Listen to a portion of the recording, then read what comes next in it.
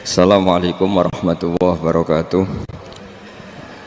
Bismillahirrahmanirrahim. Nahmaduka ya ghafuru ya syakuru. Mashalli wa sallim barik ala sayyidina maulana Muhammadin wa ala alihi wa sahbihi asma'in nama ba'du.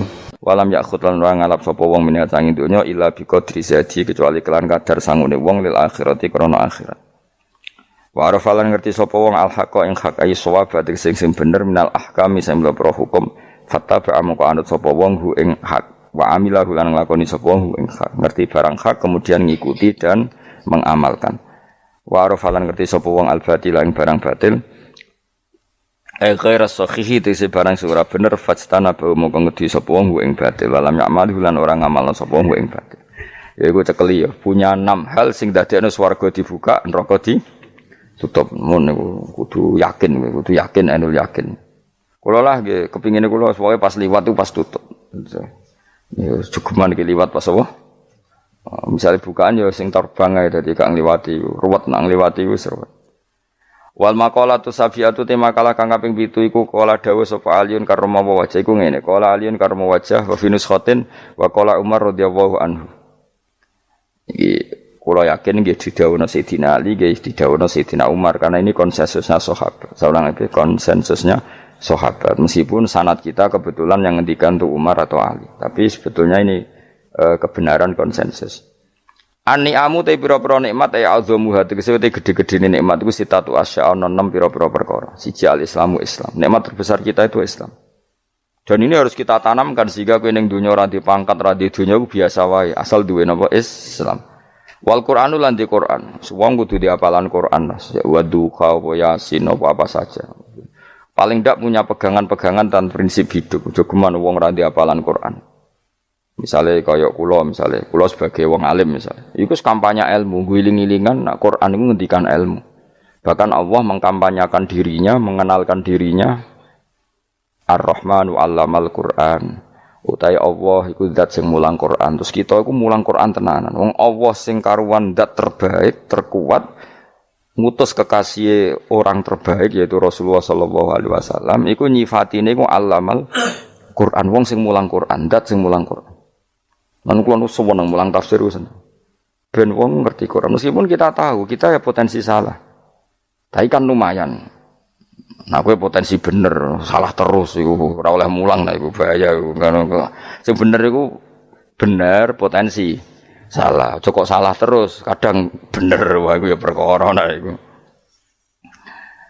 Enggak sing penting kowe wis mesti dawuh ijazah ulama-ulama dhisik. Misale rapal Quran kabeh apal ayat kursi, ayat kursi iku semua Quran itu ditulis ning Lauh Mahfuz kecuali ayat kursi dawuh Nabi khusus ayat kursi aku jupuk min kanzil arsy. Dadi gamane Nabi ngendikan semua ayat-ayat Quran itu ning dokumen umum iki nang Lauh Mahfuz tapi aku jupuk ayat kursi min kanzil arsy. Kok gudange napa?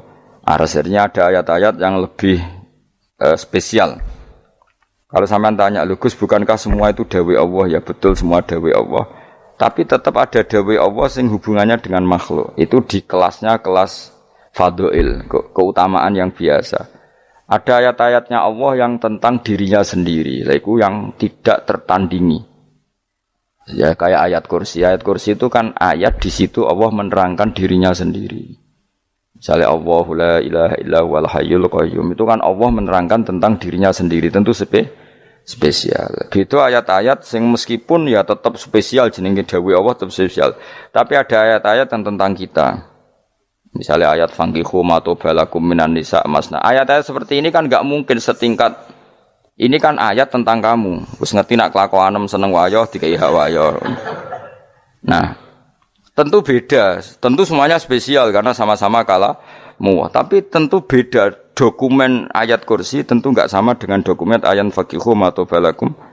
Maka Nabi ngendikan ayat kursi ini bahkan saya ngambilnya min kanzil arsy. Jadi spesial sehingga terus kita dilatih guru-guru kita ngapal ayat kursi. Kan yo ora lucu misalnya wiridan ning tahlilan faqihu matobalakum minan terus lucu to. Tahlilan kok ngono iku piye ngono. Aneh-aneh, gue yo mikir tuh, senengane mbok antah. Mosok ayat Quran kok beda-beda. Goblok kandhanane angel gue jaman. Dadi kene ku sing wis ngaji mulai bayi. Jadi ana ayat fawadil, maksudnya ayat-ayat sing umumnya terkait kita. ayat-ayat sing spesial karena nerangkan Allah, tentu beda. Terus kedua tentu ayat-ayat sing rano Kanjeng Nabi, misalnya laqad ja'akum rasulun min anfusikum azizun. Terus baru ayat-ayat tentang kita. Ayat tentang kowe ya wakulu wasrobu kon mangan ngono. Nah misalnya terus tahlil terus wakulu wasrobu. Ya lucu deh. Bocah kok kandhanane angel. Pusing ambek kowe. Ngaji tahunan gak ono perkembangan. Ngabis gue rame-rame dunya apa? Gue rame-rame apa? Dunya.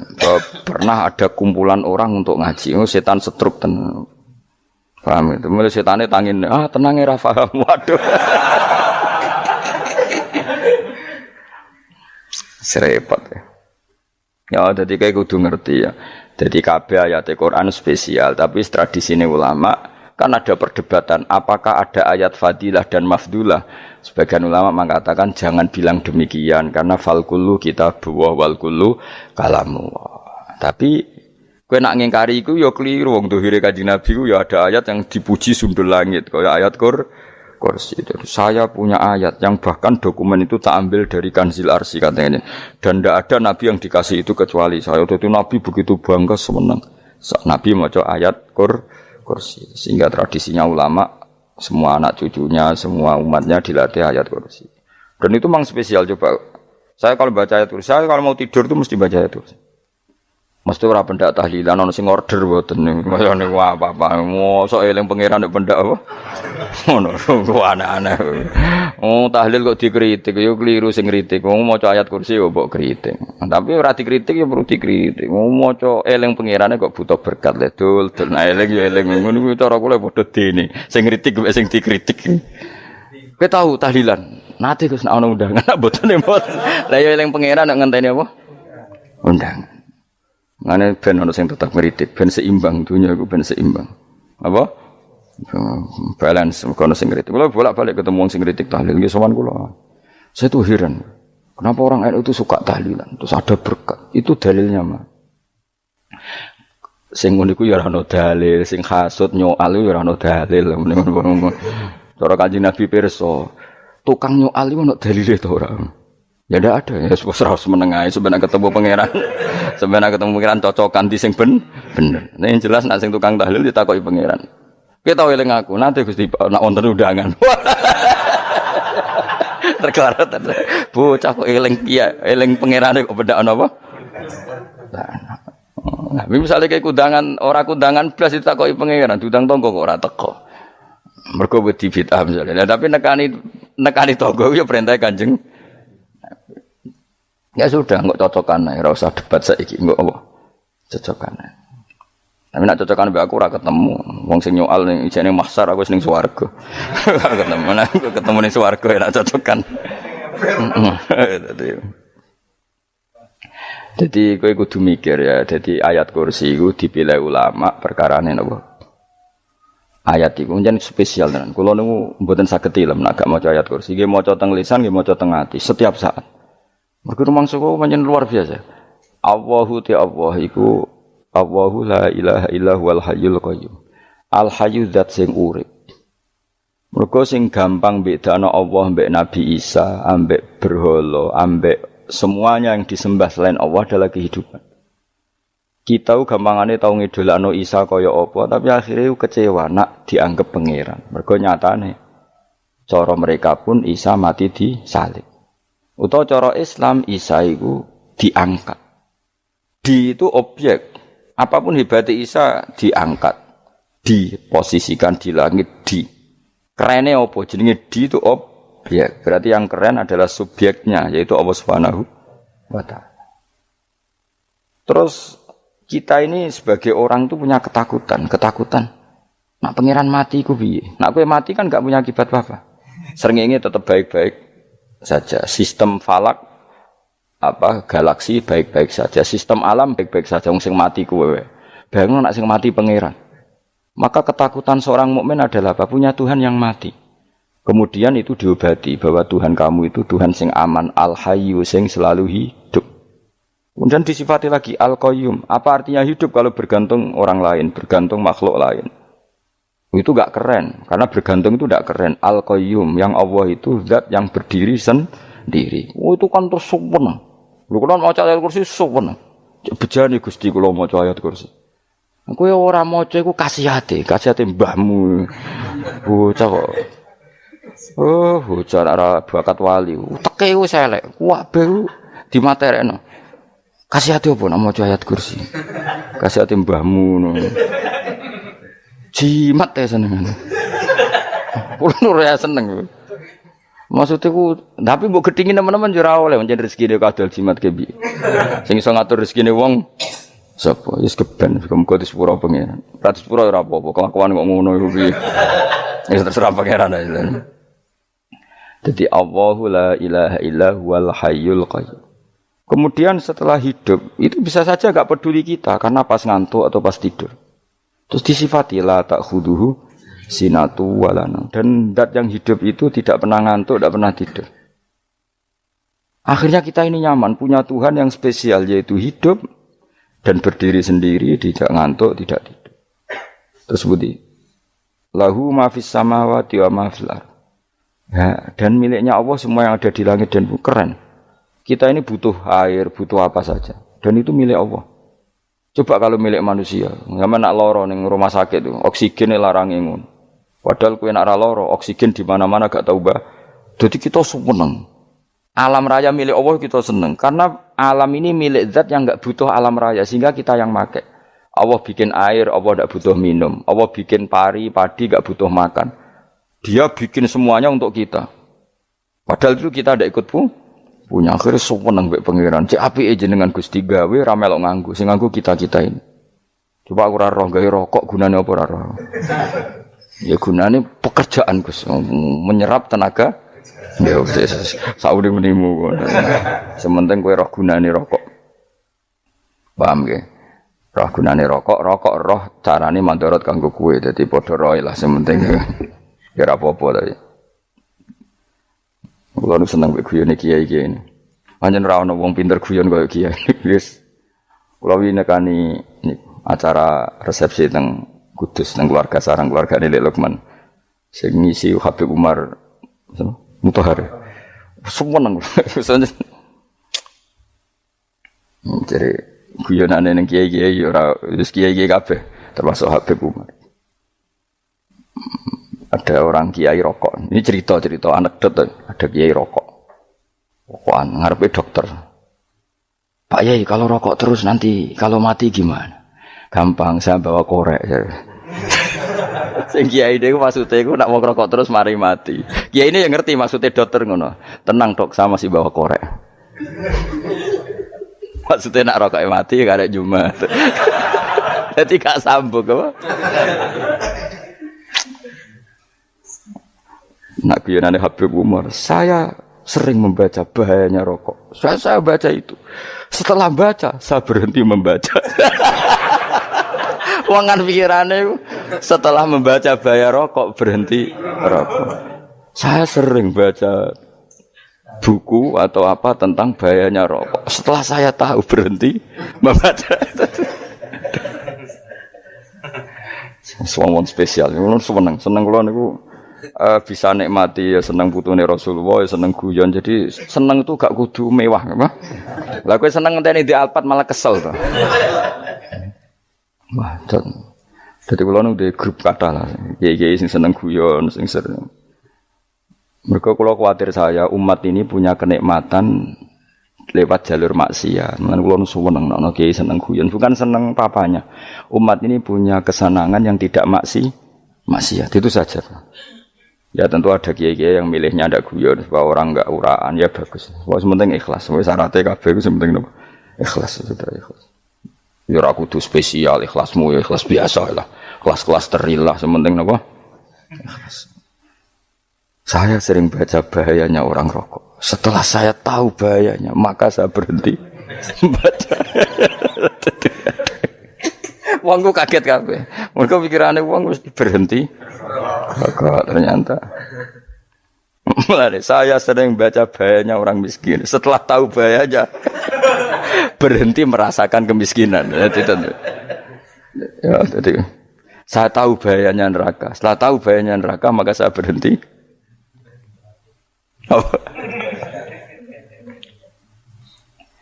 Ya, jadi terus disebutno lahu ma fis samawati wa ma fil ardi. Terus kita nyaman. Kayak apa kalau alam raya ini milik Cina, milik Singkek, milik non muslim atau milik wong Islam sekalipun. Mesti apa-apa tuku. Repot.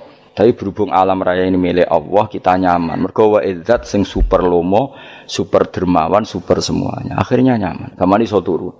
Lan kula nang rumah ayat kursi ora iso turu, pe turu. Kan ya maca lesane nggih ati kula maca. Lahu ma fis samawati wa ma. Terus mangzal ladzi yashfa'u indahu illa bi'izni. Ketika Allah itu segalanya, tentu yang punya otoritas syafaat, punya otoritas apa saja nunggu izinnya Allah Subhanahu wa taala.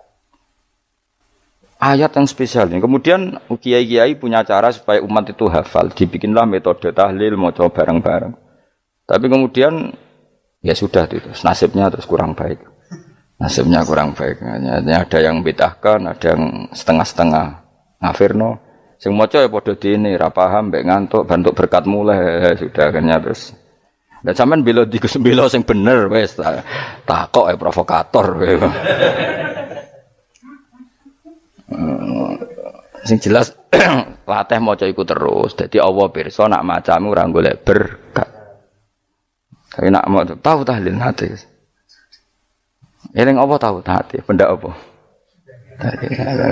Eling pangeran kok ngenteni apa? Allah, iku tunggale. Tahu muni alhamdulillah nate apa nak permangan lho. Muni alhamdulillah kok ngenteni permangan bocah ora karo-karuan. Wong arep bakat wali kok teke wis elek. Jape wis keliru terus. Masih wong khusuk lah, ora bakat wali, khusuk tok tapi wis ruwet, uripe ruwet. Terus lahu ma fis samawati wa ma fil ardi man dalladhi yashfa'u indahu illa ya'lamu ma baina aydihim wa ma khalfahum. Dan Allah tahu apa yang di depan kita, di belakang kita. Terus kita lagi-lagi nyaman. Kayak apa misalnya kita yang lemah ini tidak dalam pengawasan Tuhan.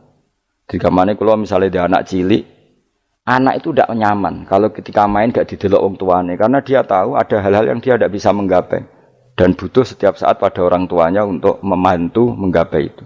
Jadi anak masih senang dolanan, sukanya diperhatikan tetap. Nah kita ini senang sekali. Untuk main yang dunia ini pengiran diperhatikan Allah Ta'ala. Karena Allah selalu tahu kita. Jadi terus nyaman. Jadi semua ayat itu menjadikan kita nyaman. Nanti kaji Nabi orang sehari sedurungi maca ayat kursi, orang sehari sedurungi maca surat musabbihat. Dan saya dalam banyak hal niru itu. Nabi urung sehari nak orang maca surat Hasyr. Nah aku ijazah itu kan ra mungkin. Surat Hasyr ning juz pira kira roh. Kok dijazahno. Sing iku lho sing diakhiri suwi law anzalna hadzal qur'ana ala jabalil la ra'aitahu khashi'am. Itu tapi kok malah kok ngarep subhanallahi ma fis samawati wa ma fil ardi wa huwal azizul hakim. Terus waladzi akhrajal ladzina kafaru min ahli kitab. Ya bener subhanallahi ma fis samawati wa ma fil ardi terus. Tak terus itu waladzi akhrajal ladzina kafaru min waladzi akhrajal ladzina kafaru min ahli kitab min diyarihim li awalil hasyr. Ma dzanantum ayakhruju wa dhannu annahum mani'atum husunuhum min Allah fa'atahum saat terus serang rapal. Jadi akhirnya ya itu tadi. Terakhir apa? Ya'lamu ma baina aydihim wa ma khalfahum wala yuhituna bi syai'in min 'ilmihi illa bima. Dan seseorang itu tidak punya ilmu kecuali dengan kadar yang dikehendaki Allah. Bahwa kita ini selalu objek. Punya ilmu ya dikasih, punya rezeki ya dikasih, punya apa saja di. Sehingga status kita makhluk, statusnya Allah Khalik, statusnya Allah itu memberi, statusnya kita hanya penerima. Itu bahkan termasuk bab ilmu. Bab ilmu itu tahunya kita ya hanya diberi. Illa bima sa'atus wasi'a kursiyuhus samawati wal ardo. Dan kursinya Allah itu meliputi langit bumi. Sehingga kita tahu, wah keren. Terus wala ya'udu hifdzuma. Dan ketika alam raya sebesar ini, Allah tidak pernah capek mengurusnya. Ya, sampean tak pasrahi gawe kok ngrumat srengenge. Sampeyan ngrumat listrik omahmu lho, kadang kabel pedhot, dope pedhot. Iku apa ngrumat srengenge mulai digawe nganti saiki. Gak tahu mati. Gak tahu bayar. PLN lho, kon gawe 0, sekian gak tahu rusak setahun kon jamin ora ngara iso. Allah gawe srengenge mulai Nabi Adam nganti saiki ora tahu bengkelno. Oke gak tahu mikir ngono, jen ra wali yo. Lah srengenge misale error terus pangeran ngumumno, leren sik 3 wulan lagi ditoto. Ya repot dul. Ngono kok ora tau mikir bocah kok. Mulane utek sing anut wali-wali teke waras. Men dhuwit, ora di dhuwit sumpek, di dhuwit seneng wis ngono tok pikirane. Ora tau kagum mbek srengenge, ora tau bengkel, ora tau. Mergo emang ora bakat wali, itu teke wis innalillahi wa inna ilaihi raji'un. Ngono ya kok urip ngono. Habis ben urip pancen rong wae apa? Mati nggo rame-rame apa? Donya nek ora ono ku ya sepi tenan. Gak ana wong gawa nasa ilfat ngalor gitu. Ngaji sepeda dibayar paham ya mulai ra paham mulai. Kok takok ibu bojone bar apa kaji. Mau Gus Pak nerangno apa delok rekamane iki. Atek wae. Tapi aku luwih seneng ngono timbang kowe nyimpul malah tambah keliru kabeh. Kulo niku paling asline paling ra cocok ngaji disimpul. Lha uteke beda kok nyimpul iku terus piye. Tapi dilarang piye wong niate ya seneng tapi didukung mesti keliru. Wong nyimpul keliru. Mergo mesti nganggo uteke dhewe. Wis ben kok nunggu rame-rame apa. Kulo kadang yo mikir ya Allah. Ya saiki PLN ngurus listrik sak Indonesia iku dibagi-bagi per wilayah. Jogja tok kok Bantul tok iku wae bengkel. Wong nggih srengenge iku langsung bener terus. Nek wong bosan digawe bengi ben ra ketemu srengenge digenti bulan nek enak. Kok bosan matahari, bosan rembulan ana mendung wis turu. Damuk bojo lah udan selali. Sekarang itu segampang iku ngatur dunia itu segampang itu. Paham ya? Jadi enak lah pokoknya urip wis enak. Pokoke kabeh anut pangeran wis enak. Wala yautu khifruhuma wa huwal alil adzim terus turu. Semun Gusti kula tak tilem seteng dunya baik-baik saja. Sowan nang mbek pangeran. Lah maca ngene kok ngenteni kundangan. Kok kon dadi wali kuwi. Lah sing ora hafal ayat kursi terus ngritik. Ora hafal. Bid'ah ngono. Wis hafal lose wis darah di pitalas penting kowe hafal ayat kursi sik. Hafal? Ndak. Ya kayak apal sih terus lagi bid'ah ora apa-apa. Dadi mergo ngono. Kaya kula misale bid'ah ora untuk bener, mergo ora tahlilan dah yo maca. Lan kula yo bingung ngadepi jenengan belondi padha ora jelas e. Yo ayat kursi ku waca. Nah, tentu ayat yang seperti ini kan enggak mungkin kualitasnya setingkat nyuwun sewu ayat wa kulu wasrobu. Makanya banyak ulama sampean delok teng kene itqon teng kitab-kitab tetap ada ayat sing spesial, ada ayat sing spesial tapi tentu enggak sekelasnya. Jangan kamu katakan atas bawah nanti suul adab bekala muwah, tapi tentu spesialnya ayat kursi itu tentu super karena menerangkan Allah sendiri. Sementara beberapa ayat menerangkan hak kita sebagai manusia, misalnya wakulu wasrobu, tentu kualitas fadhilnya beda, tapi jangan katakan klasmen jangan karena kurang sopan dengan kalam wah, tapi tetap beda. Makanya Nabi ngendikan ayat 3 apa loco, nabi turu waca di mana-mana waca. Oh, Nabi begitu bangga dengan ayat kursi. Akhirnya kena bakul ditulis di do. Paham apa? Ditulis didol. Baru kayak didol ya kayak hikmah akhirnya dipasang ning ruang tamu. Akhirnya ketara iki wong Islam bera Islam baru kayak ayat kursi. Wis pokoke berpikir positif wae. Wah, berarti sing di omah Islam bukti nopo ana ayat kursi ini. Lho kula nu beberapa kali dislametno ayat kursi. Kula nak ning perjalanan marung. Iku kadang ya merasa nyaman mergo ning warunge ana ayat. Wah, berarti Islami lah. Ora kuwatir iki ana daging celeng, tetep nulung ngoten. Ya ini jujur mawon kula niku tetep asobia. Artinya nak ning perjalanan sing gak jelas lor kidule ora ro daerah kok marung ana ayat kursi. Paling ndak kan orang ini punya etika. Kira-kira ora bakal apa? Jualan daging babi lah misalnya. Ya tetap bantulah tetap. Umpamane terus dikek nggon salat. Sanajan to sing duwe misale mbok salat ora ya ora perlu. Ya aja suudon ngono wis anggap ae mosok masang ayat kursi kok. Ya sih gitu. Kan lumayan ada perangkat yang itu. Akhirnya bakule payu ayat kursi ini sing di omah ya payu promosi nek iki Islami sing blonjo ya nyaman wis padha enake lah. Ayat kursi ini sing enes mergo dinggo ya tapi ya ndak lah. Nak niate ngono ya tapi ya ayat kursi tetap mulia dengan dirinya sendiri. Kulo seneng tenan mbek jeneng ayat kursi ya. Ya tadi kekhawatiran kita punya Tuhan yang tidak sempurna itu terjawab bahwa Tuhan kita super sempurna. Jadi kulo bayangno grepe turu njen seneng. Senenge wae Gusti nak kula turu iku langit bumi gak masalah. Bayangno nak pangeran sing turu. Sistem Tuhan hancur. Makanya syaratnya jadi Tuhan la ta'khudhuhu sinatu walan. Padahal kita menyaksikan Nabi Isa turu. Beberapa yang dituhankan selain Allah turu ngantuk. Bayangno misalnya kowe pas donga sing mbok dongani turu. Kan kacau. Makanya Allah mensifati dirinya dan itu memang fakta la ta'khudhuhu sinatu walanam. Allah ora tau ngantuk. Ya betul nanti. Akhirnya sewenang kita sewenang banget mbek pangeran. Mergo dengan sifat-sifat seperti itu. Akhirnya raditu billahi napa rabba wa bil islami dina. Al-Islamu siji Islam Al-Qur'anul lan Qur'an Muhammadun Rasulullah. Wa yang bagilan saya celana ketika kita anak kula enten ngucap kita fi kulli yaumin raditu billahi napa rabba wa bil islami dina. Raditu ridho ingsun billahi lan rabban sebagai pangeran. Aku ridho banget, seneng banget Allah sing dadi pangeran. Muga mau pangeran liyane Allah yo kacau tenan. Nanti pangeran terus turu. Terus ngantuk, nak ramangan lemes kan pusing. Apapun hebatnya Nabi Isa misalnya mbok pangeran ya pusing. Kadang pas sare, dungani tenan jebule pas apa? Sare yo ribet. Tapi kita di pangeran sing la ta'khudhuhu sinatu wala bil islami dinan. Wa Muhammadin sallallahu alaihi wasallam rasulan wa nabiyan wa bil Qur'ani hukman wa imam. Dan kita ridho Quran sebagai panduan hukum lan dadi imam. Imammu panu. Terus nikmatmu piro? Islam, Quran, Muhammadur Rasulullah wal afiatu lan sehat. Iktifaul makarih tegese ora. Kowe ngene iki ra di dhuwit lah kan gagah. Ora ning penjara, jajal kene penjara lara kabeh. Baru kae ra di penjara Mas yo dirokok saler ngalor ngidul ambek go nasoihul ibad bariku kenalan ke grup wis rame dunya wis. Gak penting ngaji paham ora penting, sementing tambah kenalan.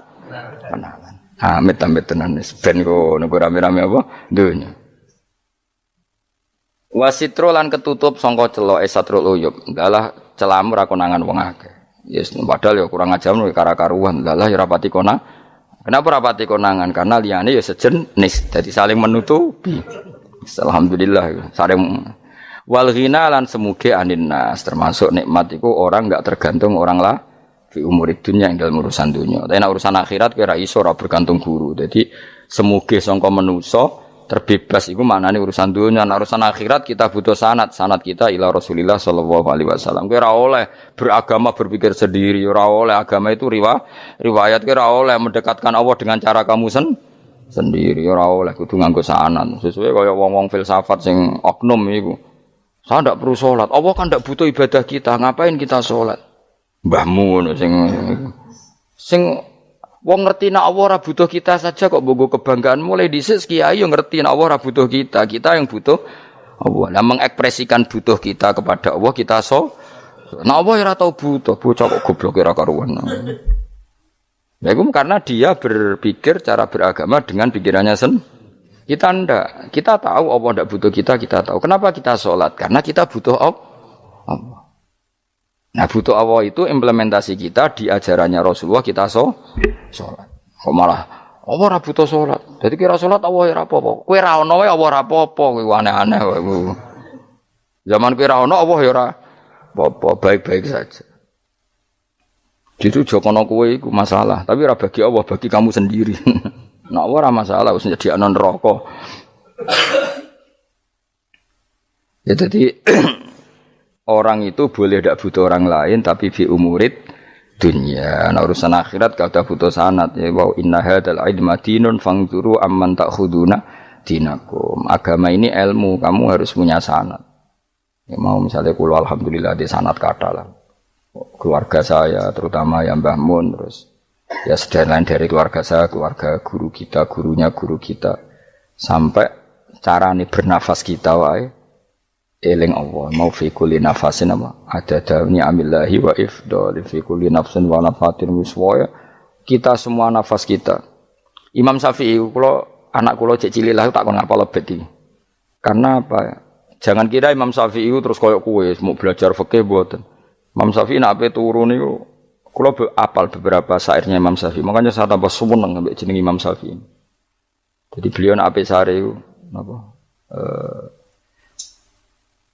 qalbi bi rahmatika wa humma dhu unusi fi sirri wal i'lani wal Fisirri wal jahri wal i'lani wal ghalasi terus-terusane niku wa ma taqallabtu min naumi wa fi sinati illa wa dzikruka bainan nafsi wan nafasi. Dadi wa ma taqallabtu lan ora molak-malik ingsun. Cara wong Jawa iku apa? Wong turu ra iso-iso apa jenenge? Glebakan. Ini Imam Syafi'i mosok barani glebakan iku kowe. Serepet. Santri ya. Apa manane? Sing rada Islami ngono dul. Apa? Resah Imam Syafi'i atau mikir utang iku aneh-aneh. Dadi wa mata qalabtu lan ora tau molak-malik ingsun. Maksude cara mau lho, cara bahasa kasare glebakan.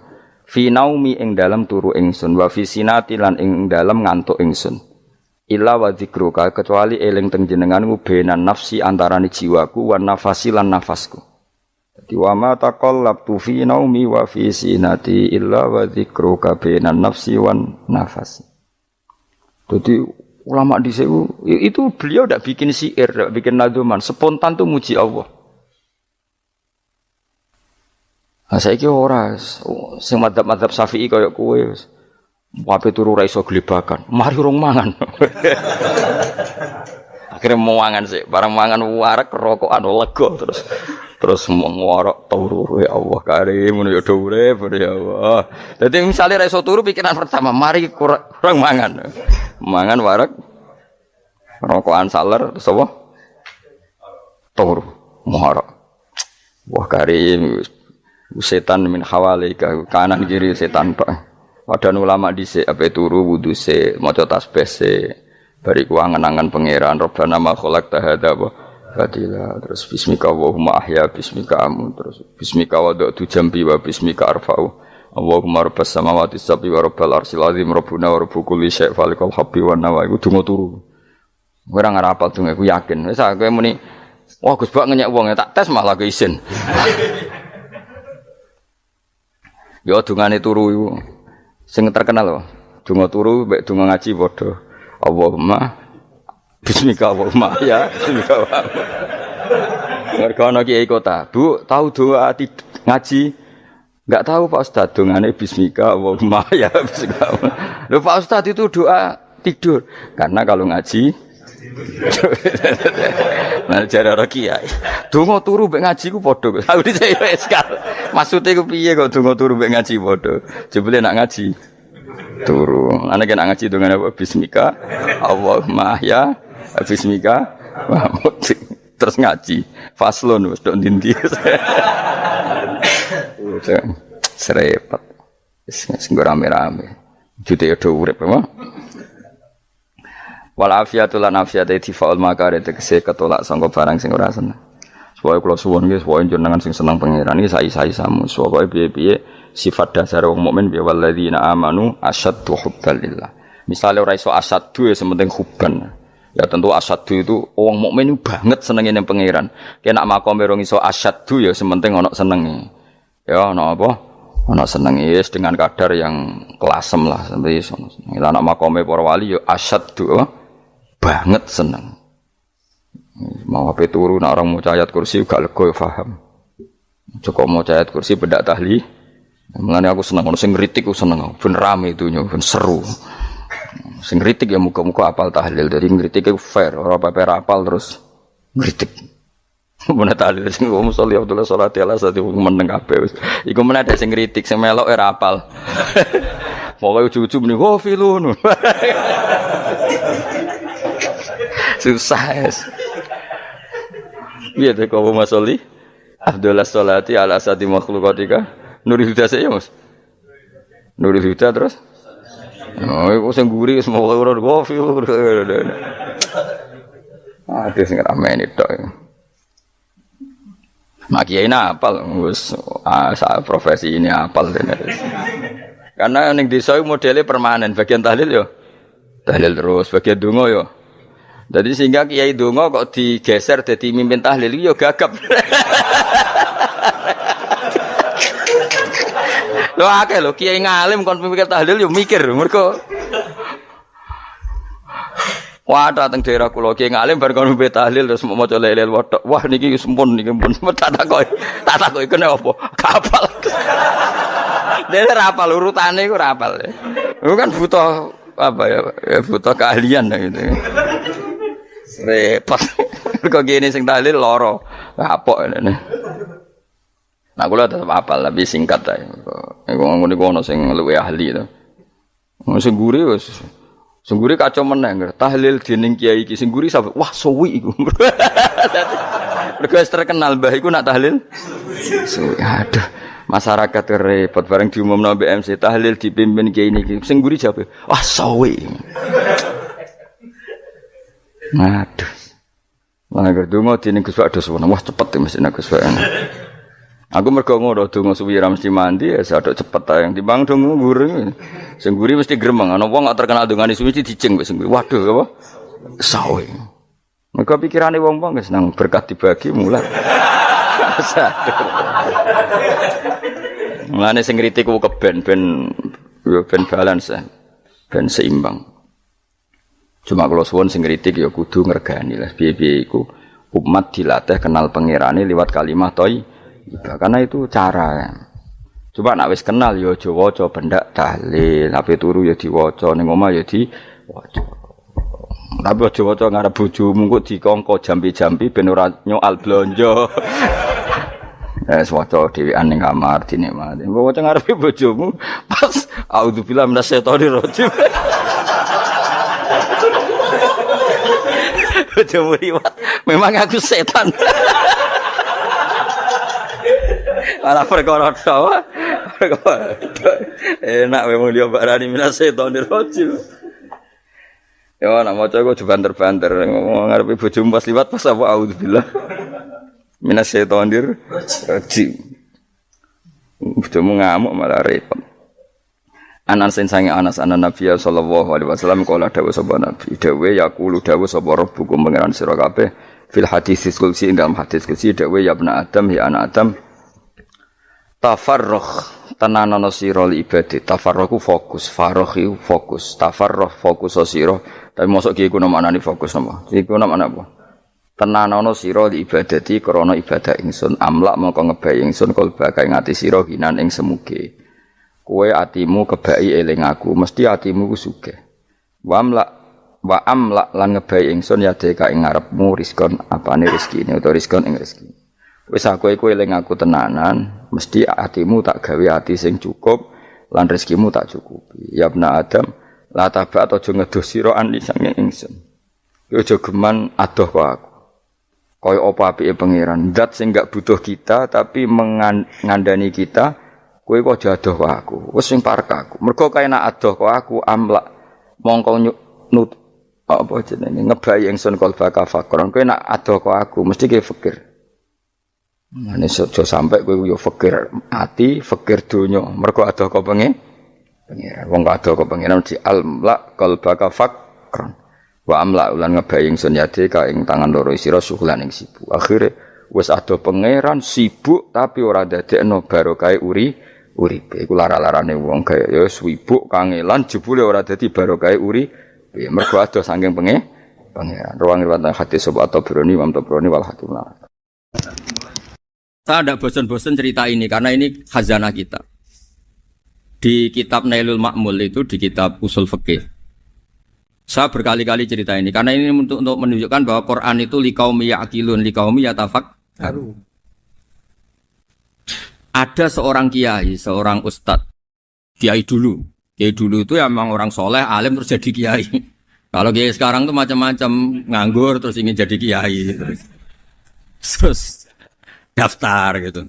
Ada lowongan di yayasan masuk ingin jadi ustadz, karena dengar ada gajinya. Dulu tidak ada seperti itu, udah.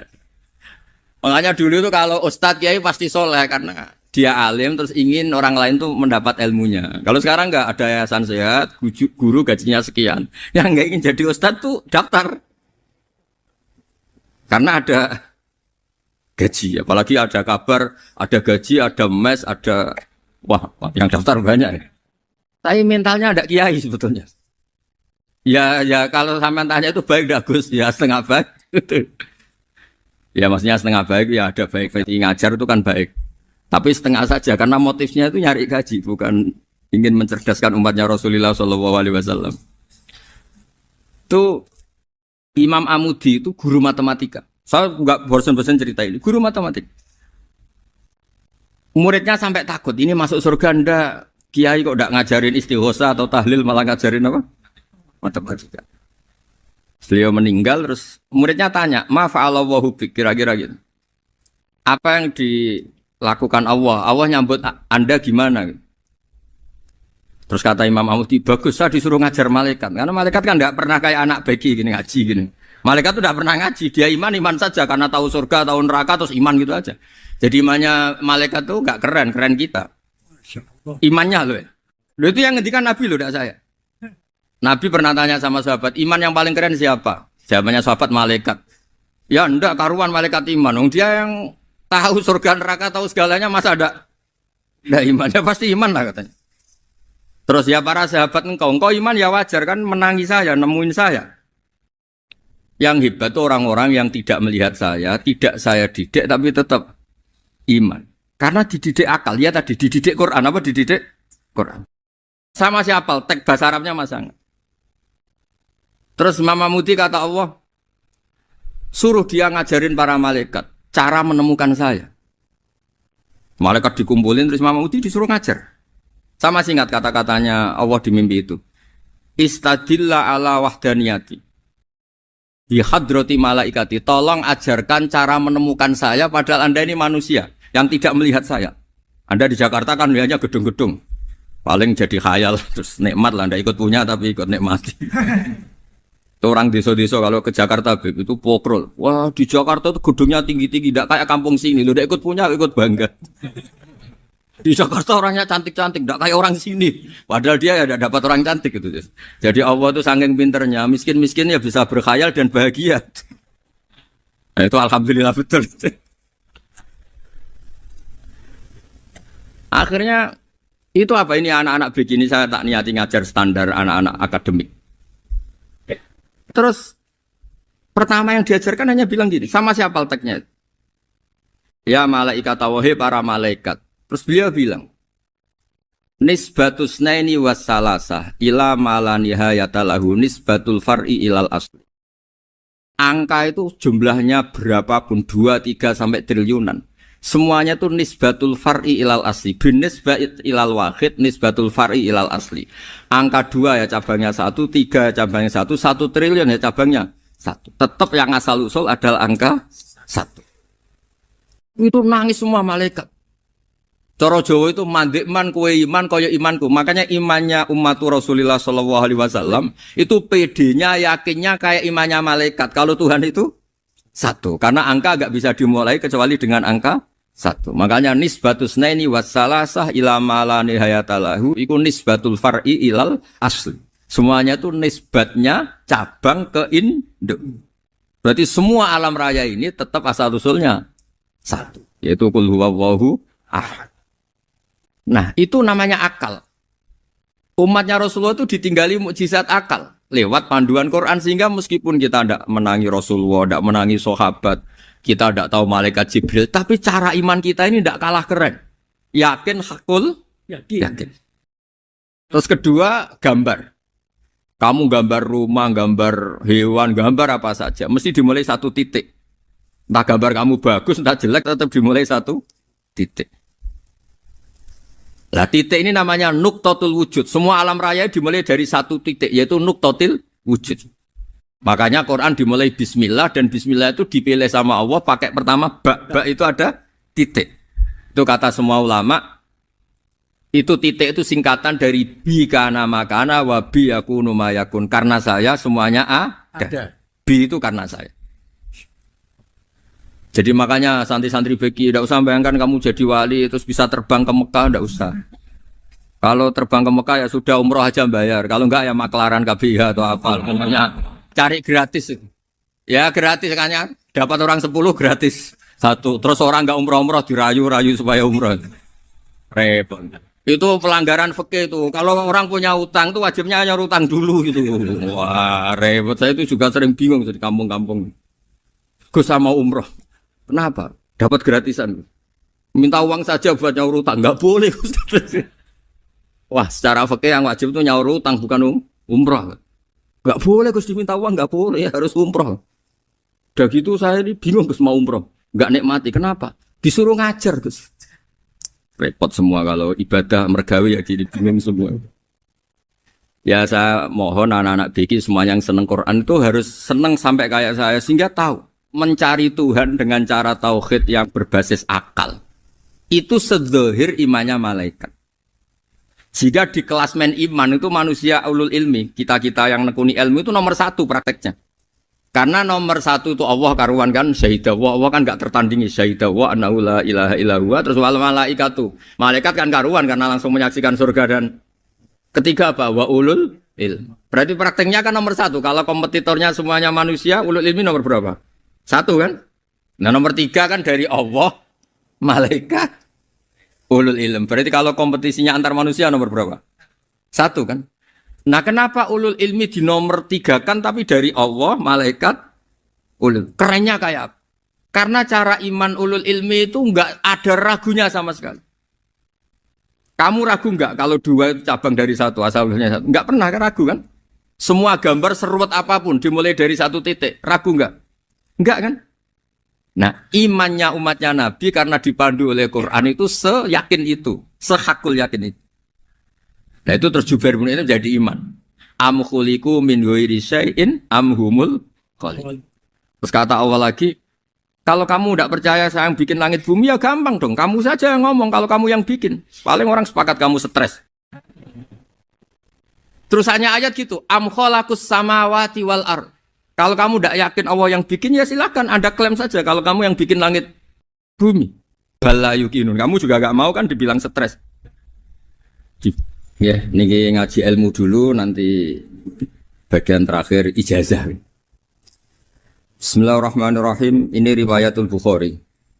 Haddatsana Abdullah bin Yusuf, haddatsana Les, haddatsana Sa'id al-Maqburi an-Nabi Hurairah radhiyallahu anhu qala an-Nabi sallallahu alaihi wasallam.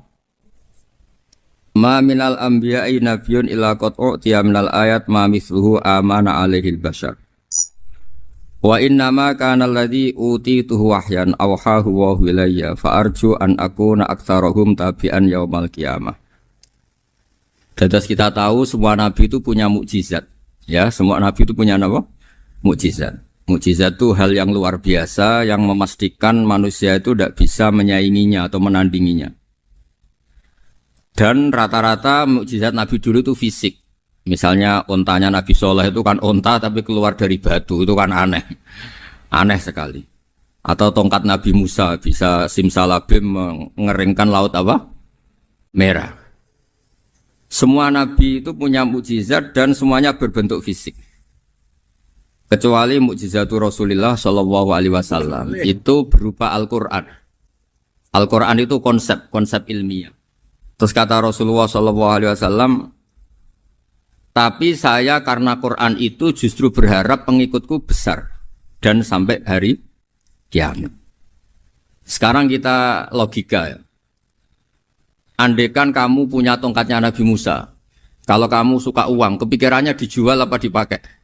Kalau kamu suka uang, pakai. Kalau kamu ahli suudon itu pikirannya ndak, ini asli ndak. Karena yang melihat di Turki itu ya sebagian gitu. Kalau yang suka perdukunan itu bayangkan tuh miliknya. Mungkin dipakai ngakali orang atau apa, pokoknya bayangkan tuh miliknya. Kalau yang kolektor pikirannya itu nanti ini laku berapa. Tapi kalau peneliti mungkin pikirannya itu ini asli apa enggak? Bukti aslinya apa? Repot lah. Lagi pula kalau kamu punya utang terus mau apa? Istri kamu marah mau apa? Kalau pakai tongkat.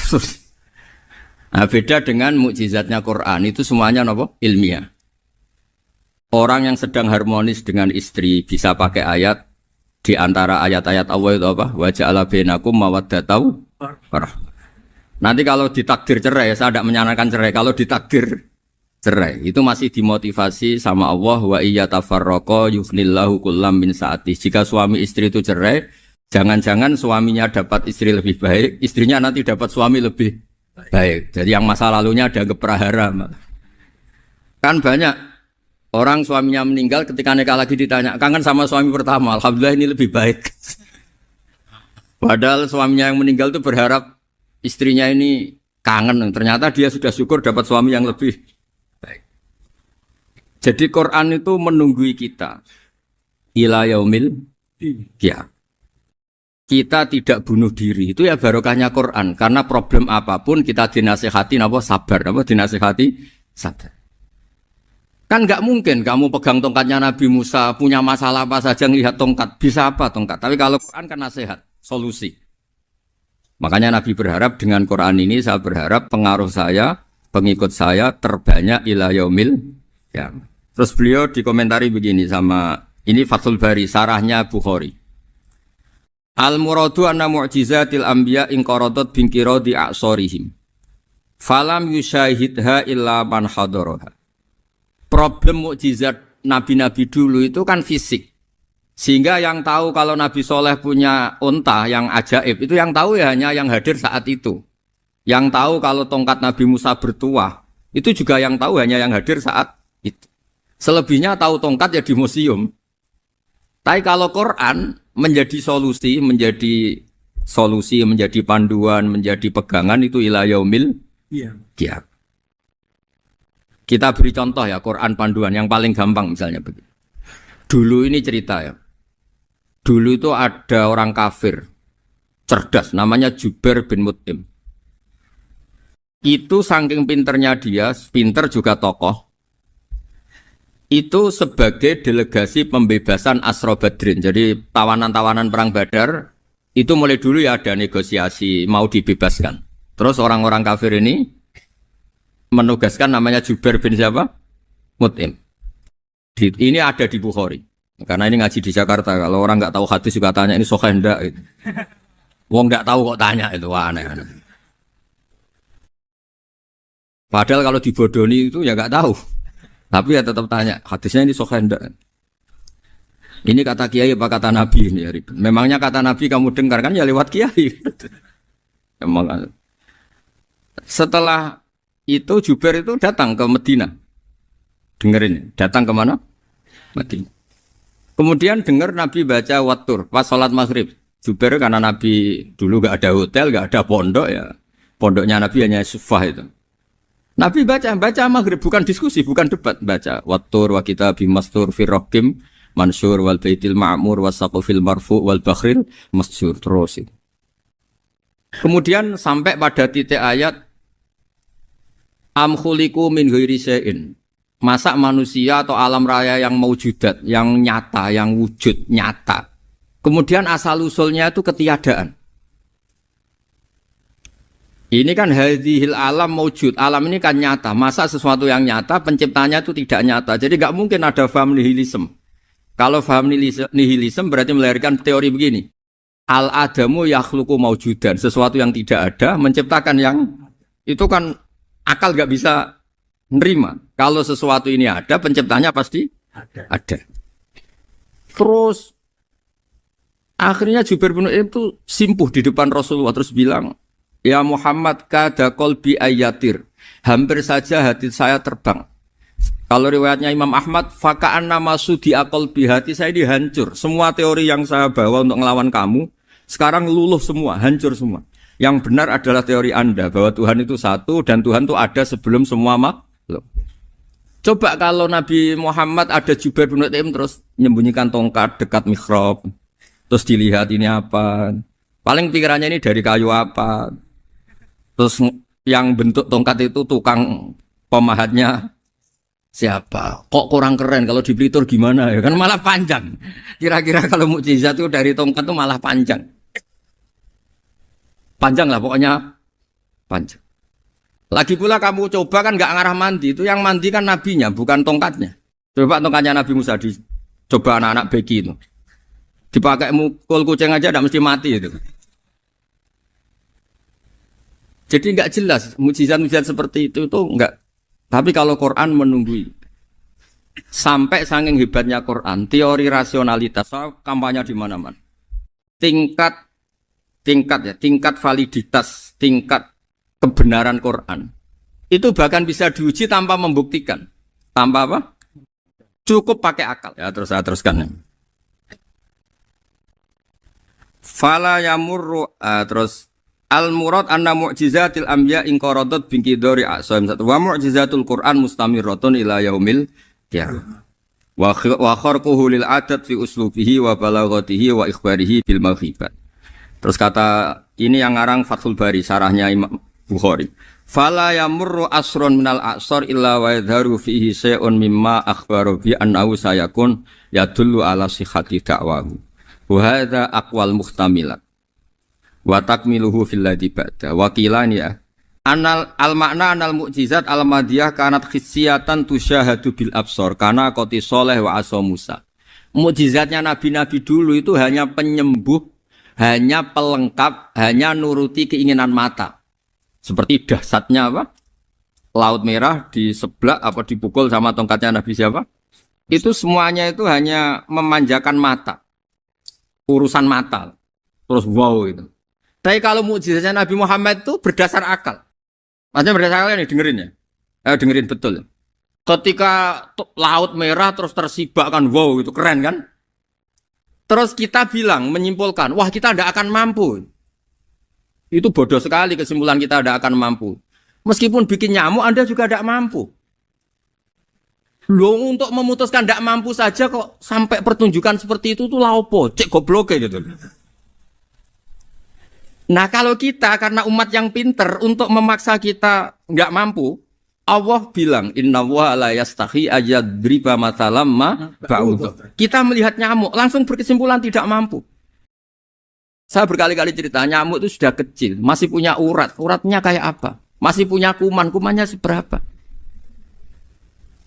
Ya enggak? Nyamuk itu kecil, punya organ tubuhnya punya urat. Itu kalau kamu pinter, antara tongkatnya Nabi Musa menyibak Laut Merah sama nyamuk itu sama-sama berkesimpulan melahirkan satu paham bahwa kita tidak mampu. Loh, untuk memaksa tidak mampu saja kok menuju pertunjukan ada onta keluar dari batu. Nakotu soleh, ada tongkat yang bisa mengeringkan laut. Cik goblok ya. Lah kita alhamdulillah ada jenis goblok yang seperti ini. Untuk ikrar bahwa Allah itu hebat ala kulli syai'in, cukup lihat nyamuk. Kagum kan? Sudah tidak usah bikin hidup. Saya berkali-kali mencontohkan. Para pemahat tak suruh bikin patung gajah itu mampu. Tak suruh bikin patung nyamuk kalau bisa. Nyari materi dari apa? Gampang mana bikin patung gajah sama patung nyamuk? Gajah, makanya Allah bikinnya contoh itu untuk ijaz itu pakai nyamuk, bukan pakai gajah. Itu kalau ustadz-ustadz yang agak jorok malah contohnya nyamuk, Gus. Itu kecil. Itu kayak apa? Di dalamnya dia hamil kan? Oh, itu anaknya kecil lagi, telurnya kecil lagi itu gimana itu cara bikin ini? Makanya di sini ada kitab Itqan itu komentarnya itu lucu. Ini kitab Al-Itqan karangannya Imam Suyuti. Ini persis komentar saya tadi yang kata Imam Suyuti pengarang kitab Itqan. Wa ya imma khissiyah wa imma aqliyah. Jadi mukjizat itu ada yang fisik bisa dilihat indra panca indera, bisa dilihat akal. Wa aktsaru mu'jizati Bani Israil kanat khissiyah li baladatihim. Bilada itu goblok. Wakil lati basoirihim. Dasar wong goblok. Mukjizat kok ngenteni sing wow. Maksudnya dasar wong untuk ngakui Allah hebat saja kok nunggu halal yang seperti itu gitu. Paham gitu? Mergo likil lati napa aklihim. Wa aksaru mu'jizati hadil ummah aqliyatun li farati dzakaihim wa kamali afwahihim. Dan mukjizatnya umat ini semuanya berdasar akal karena sudah cerdas. Jadi andaikan kita melihat tongkatnya Nabi Musa menyibak Laut Merah dengan melihat nyamuk, kesimpulan kita sama. Sama-sama wow, sama-sama keren, sama-sama memastikan kita tidak mampu. Makanya terus Quran menerangkan wa ma min dabatin fil ardi wala ta'iri yatiru bi janahihi illa umamun amsalukum. Jadi keseharian kita lihat burung kok terbang. Itu sudah ayatun min ayatillah. Paham nggih? Dados niki kudu bangga ditunggoni napa Quran, nggih ditunggoni napa Quran. Wa mu'jizatul Quran tusyahadu bil basirah fayakunu mayattabi'u li ajlihi aksar. Terus li annal ladzi yusyahadu bi ainir ra'si yang qaridu bingkiradi musyahidi. Sesuatu yang tampilan dahsyatnya itu disaksikan mata, maka itu bisa habis. Era tongkat Nabi Musa seperti itu habis enggak? Bisa mengeringkan laut merah, habis kan? Tapi era mukjizatnya Quran ila yaumil qiyamah. Ya contoh sosial, saya kembali lagi ke sosial. Kamu punya teman awet atau punya istri awet, itu konsepnya ya wal kadhiminal ghaidh, agak gampang tersinggung. Coba kalau kamu setiap tersinggung putus, setiap tersinggung habis, kamu tidak punya teman, tidak punya istri. Sampai kita awet seperti ini, kalau kecewa ya wal kadhiminal ghaidh, ngempet. Termasuk saya ini, biasanya ngaji khusus terus baca gini ya kecewa. Tapi barokahnya diwarai Quran wal kadhiminal ghaidh, ngempet Gus, ngempet. Terus kecewa sama teman, kok kenapa tidak putus? Karena wal afina Aninna sudah, kalau kecewa maafkan. Coba kalau kita kecewa presiden demo, kecewa menteri demo, kecewa orang tua minggat. Ya kalau dicari, kalau tidak kan malu. Saya itu punya teman tak tanya, kecewa besar sama bapak itu. Kenapa tidak minggat? Malu. Kenapa malu? Takut gak dicari. Itu orang tuh paling malu itu kalau keluar dari rumah gak di. Saya punya teman lagi, saya ini takut mati. Kenapa? Takut istri saya tidak nangis. Itu kematian terburuk itu kalau mati tahu istrinya ada nangis, itu malu betul itu. Makanya jangan mati, pokoknya pastikan orang sekeliling ada nangis itu baru berani mati, kalau enggak jangan. Ya jadi mukjizatnya Nabi itu luar biasa. Nah ini terus saya teruskan ya, makanya mukjizat terbesarnya Nabi adalah Al-Quran. Karena Al-Quran itu cerita tentang hukum-hukum akal, cerita tentang logika-logika peradaban. Misalnya logika peradaban, contoh paling gampang. Di Quran itu ada sekian ayat yang Allah cerita peradaban. Misalnya wa ahsinu innallaha yuhibbul muhsinin. Itu dikutip, terus kemudian disimpulkan dalam peradaban. Kata Sayyidina Ali karramallahu wajhah, ngendikannya gampang. Ahsin man syi'ta takun amirah. Kamu berbuat baik saja sama seseorang, maka otomatis kamu akan jadi pemimpinnya. Ada orang nggak tamat SD, nggak tamat papa, gobloknya minta ampun. Tapi karena gaji seorang pakar, kamu tak gaji 1 bulan 1 miliar, perusahaan saya jadikan besar. Itu dikongkan ngalor ngidul ya nurut. Hanya karena dia ihsan. Terus wastaghni amman syi'ta takun nadhira. Saya ulang lagi. Wastaghni amman syi'ta takun nadhira. Dan kamu jangan butuh orang lain, siapapun dia, maka kamu akan setara. Misalnya ada menteri orang antri mau salim, tapi kamu tidak butuh, kan tenang saja. Tapi kalau kamu butuh, habis kamu. Iya kan? Kamu tidak butuh seseorang, maka kamu posisinya akan setara. Kamu harus sopan karena punya utang jasa. Kalau nggak punya apa-apa kan setara. Iya enggak? Misalnya kamu jajar rektor atau jajar menteri, jajar apa saja. Kalau kamu tidak punya utang kan, kamu jajar menteri tidak punya utang. Sama jajar satpam tapi punya utang, takut mana?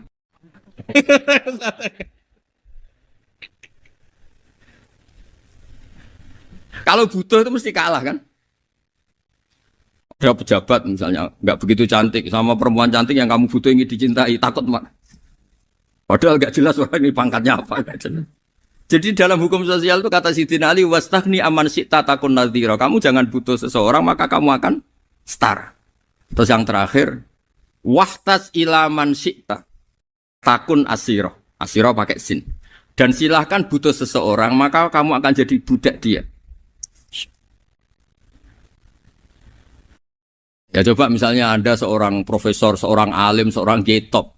Misalnya mencintai janda di ujung kampung sana, jalan kaki 2 kilo. Padahal itu gak tamat SD, tapi gara-gara seneng. Kacau kan? Logika kepangkatan hilang semua kan? Jadi itu hukum peradaban. Itu mewakili isi-isi sosial yang diterangkan Quran. Ya, jadi paketnya 3 tadi ya. Ahsin man syi'ta takun amirah. Kamu berbuat baik sama seseorang maka kamu bisa memimpin. Wastaghni amman syi'ta takun nadhira. Kamu jangan butuh seseorang maka kamu akan setara. Mbok kamu ketemu orang terkaya di dunia. Yo ketemu orang terkaya di dunia, kamu jejer, kamu tidak butuh dia. Tenang kan bisa setara kan? Tapi kalau butuh harus sopan, ngajukan proposal, harus berakhlak karimah. Makanya sekarang Anda kok berakhlak kenapa? Ternyata mau nyalek. Biasanya Anda berakhlak kok berakhlak. Ada apa ini? Makanya guyonan di Rembang itu Beb Husen itu. Kalau ada orang mendadak sopan sama temannya, temannya curiga. Kok tumben sopan? Mau utang ya? Dan zaman akhir itu kaji.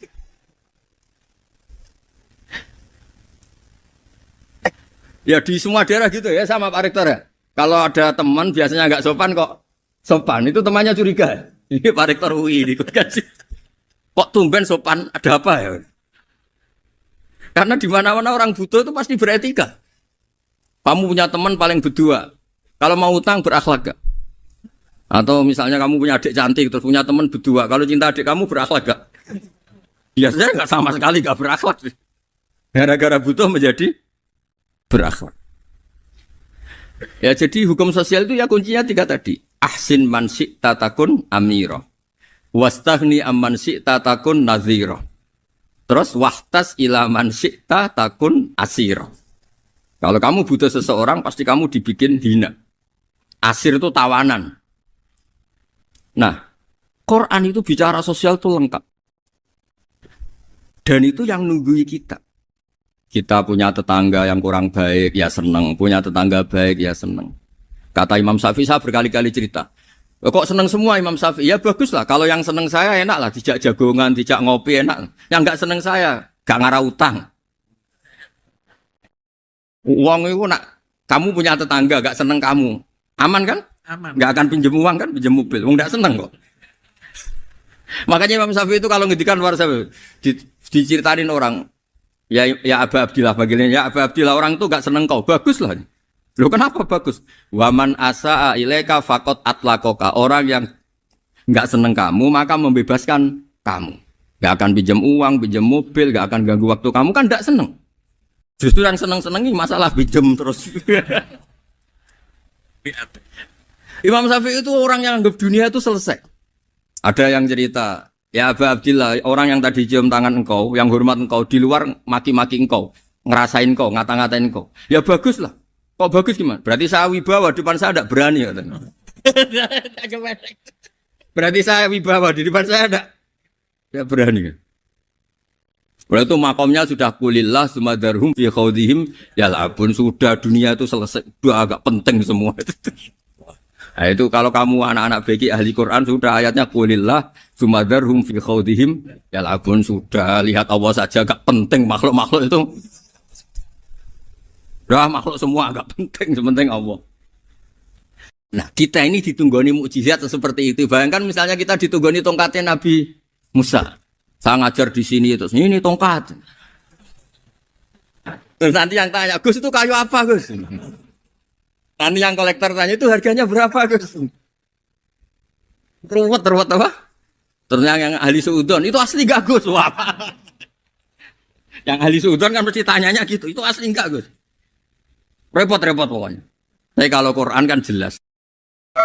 Jadi Allah ngendikan marojal bahro ini napa yal taqiyan. 2 mata air itu dipertemukan. Itu banyak muara sungai itu bermuara teng napa laut. Kados kali Kapuas, kali pundi-pundi ini sawangane bermuara teng laut. Yal taqiyan di sawangane ketemu. Tapi itu semua hanya firoil apa? Ini dalam pandangan Allah. Kulo nate banyak ngaji tenggene kitab-kitab karangan Imam Rozi. Imam Rozi itu ulama tafsir besar ingkang menjelaskan posisi Quran sebagai wahyu yang berkarakter bahasa. Jadi Quran ini wahyu, dia mesti bener. Tapi piye wae Quran itu bahasa. Niki rungaken ya. Jadi Quran piye wae napa? Bahasa. Jadi mungkin sampean gak kaget. Mungkin sampean gak kaget ngimane sampean ipan mokong, ora wati paham lah iman apa mokong. Tapi kok anak putune sampean kok iso janggal mbek Quran. Nak generasine kula jenengan ra iso jawab, kok anak putune jenengan wis ra iman mbek Quran. Iman raturan, jadi gak diilmiah. Contohnya ngeten ya. Ketika banyak ilmuwan itu bisa dari orang Islam piyambak, dari orang Barat, baik itu sekuler, orientalis, Kristen, Katolik, macam-macam. ketika banyak ilmuwan tuh penemuannya lebih diakui secara ilmiah ketimbang tulisan-tulisan agama, itu kan menimbulkan keguncangan. Ndadekno iman iku oleh. Misalnya ngeten sing terkenal. Mungkin jenengan sering pireng. Nabi nate dawuh bulan itu ning langit ketiga. Nah, srengenge ning langit keberapa? Engko terus terakhir langit terakhir itu sing dinggoni Jibril. Oke.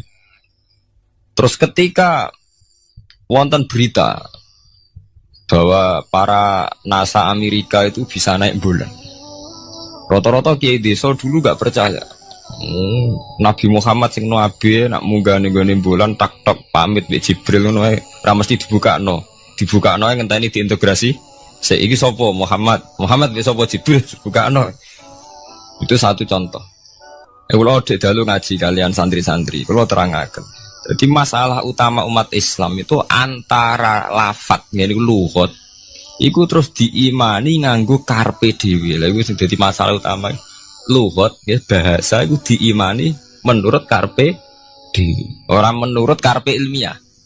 Contohnya gampang kan. Sampean bayangno langit itu apa?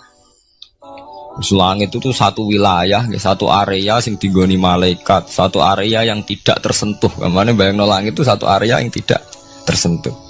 Sehingga ono kabar nak bulan yang langit ketiga kok terima menuso dok bulan terus sampai ora percaya. Gue dianggap masuk wilayah sing wis wilayah Jibril. Padahal tidak begitu. Masalah istilah sama itu istilah lughat. Terus Imam Razi menjawab sama itu istilah lughat. Jadi sesuatu yang tidak bumi ini itu namanya sama. Sesuatu yang tidak bumi ini namanya sama. Sampai sing nate kaji sing numpak pesawat. Kalau nggih nate numpak pesawat sing jarak jauh, sampai ndelok dhuwur ke langit, ngisor ke apa? Langit sampai nak buka teng pesawat king jendela. Delok ngisor ngeten ke langit, delok dhuwur ke apa? Langit. Sebab itu istilah langit itu hanya untuk menunjuk, istilah sama itu hanya menunjuk sesuatu yang tidak bumi. Terus Imam Razi mencontohkan Allah dawuh alam taro kaifa daraballahu masalang kalimatan kasajaratin apa thayyibatin asluha sabitun fil ardi wa far'uha apa fis sama. Nggih, asluha sabitun apa fil ardi wa far'uha apa fis sama. Kalimat thayyibah iku kaya wit sing thayyibah. Ngene iku wit kurma. Asluha sabitun fil ardi. Akare wit kurma menghunjam ning bumi wa far'uha fis sama, cabang-cabangnya atau dahane fis sama. Ya, artinya kan sederhana loh, gitu. Wit kurma itu dahane fis sama. Sama artinya mosok koyok bayangane sampean sesuatu yang bener-bener gak tersentuh. Wong dahane wit kurma fis sama. Jadi kasajaratin apa? Thayyibatin asluha sabitun fil ardi wa far'uha apa? Sama itu mriku mosok artine lemu angit sing enggak terjangkau. Oh artine kaya wit kurma sing akari menghujam ning bumi wa faruha napa? Sama. Dahan-dahane utawa cabange sama. Sebab itu istilah sama tenggene Quran itu menunjuk satu arti yang tidak bumi. Nak sampean delok teng munjid teng kamus-kamus mutlakul uluwi, sesuatu yang atas itu sama. Paham gitu. Sebab itu ketika ditemukan, nah ini kalau cerita astronomi, ini iman itu dibaringi mbek ilmu. Nak cara ilmu falak, cara ilmu astronomi, bumi itu kan berputar. Ketika kita di atas, kita ngalami siang. Ketika kita di bawah, kita ngalami malam. Orang kok srengenge ambles ning bumi ini. Lah nak srengenge ambles ning bumi, logikanya kan mboten masuk akal. Mergo srengenge luwih gede. Mosok iso ketelan barang sing luwih cilik. Nah, tapi kenapa istilah-istilahnya kok hatta idza balagha maghribas syamsi wajadaha taghrubu fi ainin hamiatin. Nak wis wayahe sore, ben delok srengenge sawangane ya surup ning mata air. Gua anggere sore sampean delok nang gunung, nggih. Nak sore sampean teng gunung, sampean delok srengenge sawangane ambles teng laut. Wajadaha taghrubu fi ainin hamiyah. Lah itu jalan keluarnya apa ya? Kayak Imam Suyuti ini firaqil aini sawangane. Dadi piye wae Quran itu pakai lugat, balik ning istilah sawangane. Jadi Quran itu tidak mesti memutuskan sesuatu itu sak mestine. Sawangane firoil ain. Ya podo. Kaya air tawar ambek air asin. Sawangane ketemu nyatane keudek-udek. Wong sangka sungai mengalir ke laut. Tapi sawangane Allah tetap bikin karakter masing-masing. Dan keduanya tetap sesuai dengan karakter masing-masing. Jadi ahli fisika nu paham betul. Benda mbok adu kaya apa tetap mereka bawa ciri masing-masing. Go kabeh nggawa gene masing-masing. Berarti ketemu sawangane tok hakikate ndak pernah mau napa? Ketemu. Ini jenenge firoil. Sebab itu banyak ayat-ayat yang terjawab oleh teori firoil ini. Ini ku sawangan. Jadi ini ku masalah-masalah ilmiah yang bisa menjawab beberapa kejanggalan, yes. Beberapa kejanggalan dohirin nas agama. Zaman kudu paham mergi banyak sekarang misalnya kayak manusia itu ketika bisa deteksi janin. Ahli dokter kandungan lewat macam-macam peralatan itu nggih. USG macam-macam mak saged ngerti janin itu lanang atau wedok. Nah dhisik kiye kuno ada 5 perkara sing roh apa tok, kapan udan, kapan wong mati. Terus sing ning jero kandungane wong wedok iku lanang apa wedok sing roh Allah tok. Kiye kuno ngoten. Tapi sakniki wong paling percaya urusan mati tok. Urusan udan secara falak, secara astronomi saged dideteksi to. Wong falak iku iso ngerti iki musim rendeng. Musim ketiga, pergerakan angin sampai ndelok ning perkaryaan cuaca ki rata-rata bener. Nggih mboten, musim angin, musim hujan, musim kering. Secara ilmiah ngene ku wong ngene ku wae. Setelah kita nentukan ora ana lanang wedok ning gone kandungan wedok manusa roh sing roh apa tok, sing mari keliru sampai nentokno lanang wedok. Wong apa mau dawuh wa ya'lamu ma fil arham. Hanya Allah yang tahu apa yang di rahim. Ma itu cara nahwu itu mubham. Ma itu tidak harus menunjuk laki atau perempuannya. Ma itu lafadz sing mubham. Apa saja, ya kan bisa terkait nasib, ya, bisa terkait kesehatan, bisa terkait gennya normal ndak. Tapi tahu-tahu kita lewat perasaan kita piyambak nentokno wa ya'lamu fil arham lanang wedok. Itu yang bolak-balik mulai agama rusak itu tadi. Sesuatu buat makna ini menurut karepem dewi. Iwak tunggale Allah dawuh wa ma min dabatin fil ardi ila Allahi napa rezeki kabeh sing gremeng ing bumi Allah nanggung rezekine. Cara Allah mulai ambekan ya rezeki sampean ngirup oksigen ya iwak akal-akalane sampean bang rezeki dhuwit. Sehingga ketika kira di dhuwit terus janggal jare wa ma min dabatin fil ardi ila Allahi rezeki aku ora di dhuwit ora di beras. Nah iku jenenge maknani Quran menurut karepe dhewe. Nah semaring rusak tatanan bolak-balik terus nuruti karepe niki dirungaken sanget nggih. Jadi ada masalah-masalah agama sing tahu-tahu kita punya pengertian menurut karepe dhewe. Ngene ku wau, misale wonten dawuh wa ma min dabatin fil ardi ila ala wahiris kuha asal jenenge dabah. Pokoke makhluk urip mesti dijatah rezeki masing-masing. Rezeki ku cara Allah nggih mulai ambekan udara, kesehatan, sampean gak diantem tsunami, gak diantem gempa niku rezeki. Tapi manusa di bayangan dhewe rezeki ya dhuwit. Duwe beras kathah. Nak panen kathah. Tapi manusa iku pengetahuane manusa mulane jare pangeran wa kanal insanu zaluman jahula. Manusa ujung-ujunge iku ya zalim ya bento. Jadi jahulan ora jahil iku maknane bento. Nak jahulan banget bentone. Lah kok mboten bento sepundi? Ketika sampean nganggep rezeki ku artine duwe akeh, pangeran ngelingno, duwe akeh kowe setruk yo ora iso nikmati. Ya sumpah. Nggih mboten. Ketika kowe bayangno rezeki ku beras akeh apa-apa akeh. Terus kowe kecelakaan utawa duwe penyakit-penyakit apa ya sumpah. Sebab itu Allah ngendikan masalah rezeki itu masalah potensi kecelakaan. Makanya Allah ngendikan teng surat Isra iku manusa oleh ngelingno nganggo teori potensi. Afa amintum ayaksifamikum janibal barri. Allah ngelingno kowe kok ning bumi ngrasa aman, iso wae ujug-ujug ana tsunami. Iso wae ujug-ujug ana gempa. Misalnya kayak saiki selamat, iso wae kapan-kapan ra selamat. Sampai tenggene surat Isra itu diulang-ulang.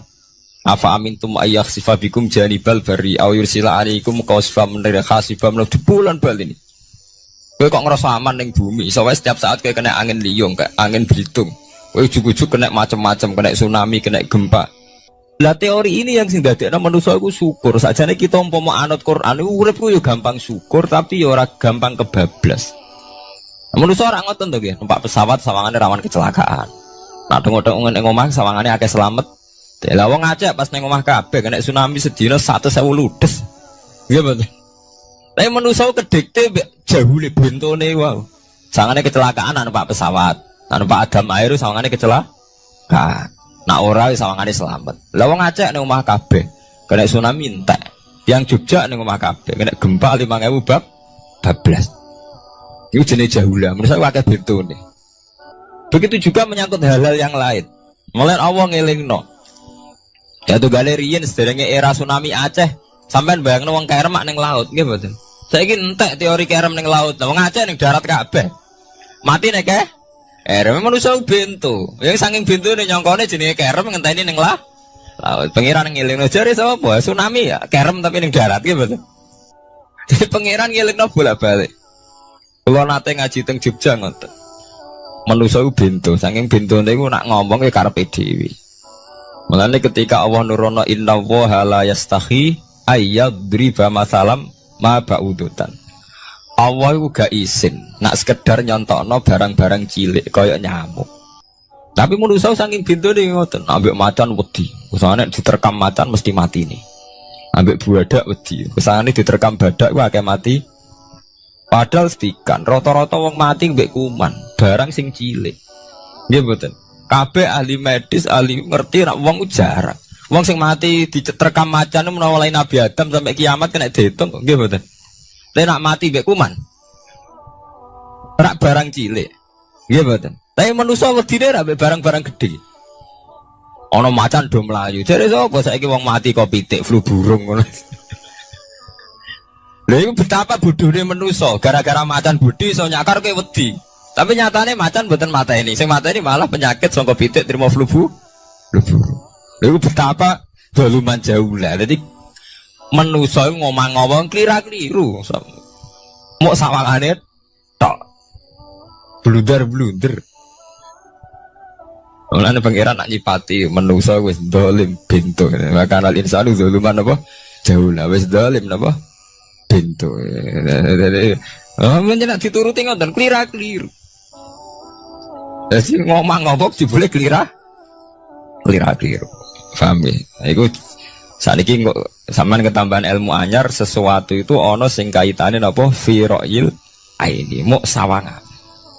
Sebagian ilmune manusa mau nuruti napa sawangane ora nganti tok ilmu hakikat. Sebab itu cara ilmu-ilmu tasawuf terus ilmu dibagi telu wonten syariat, wonten tarekat napa wonten hakikat. Mergo nek umpama nuruti syariat tok wong ku mok sawangane tok.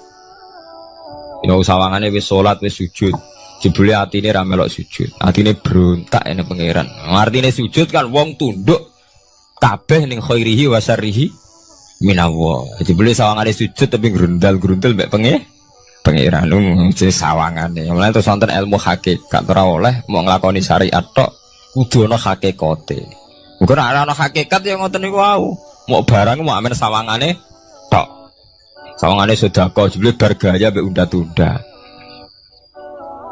Berarti sampean nak nganggo ilmu hakikat kan ngerti, manusia mau koyo dakon. Jadi sampean sedekah carane ikhlas itu gampang. Nemen gampang. Cara sampean nganggo ilmu hakikat ikhlas itu sesuatu yang sangat mudah. Malah kowe ora ikhlas itu sing janggal. Lho nggih kula sering ditangkliti, Gus ikhlas kok angel. Lho cara aku malah gampang ikhlas timbang ra ikhlas gampang ikhlas. Kowe anggere ikhlas angel berarti ilmu untuk syariat tok.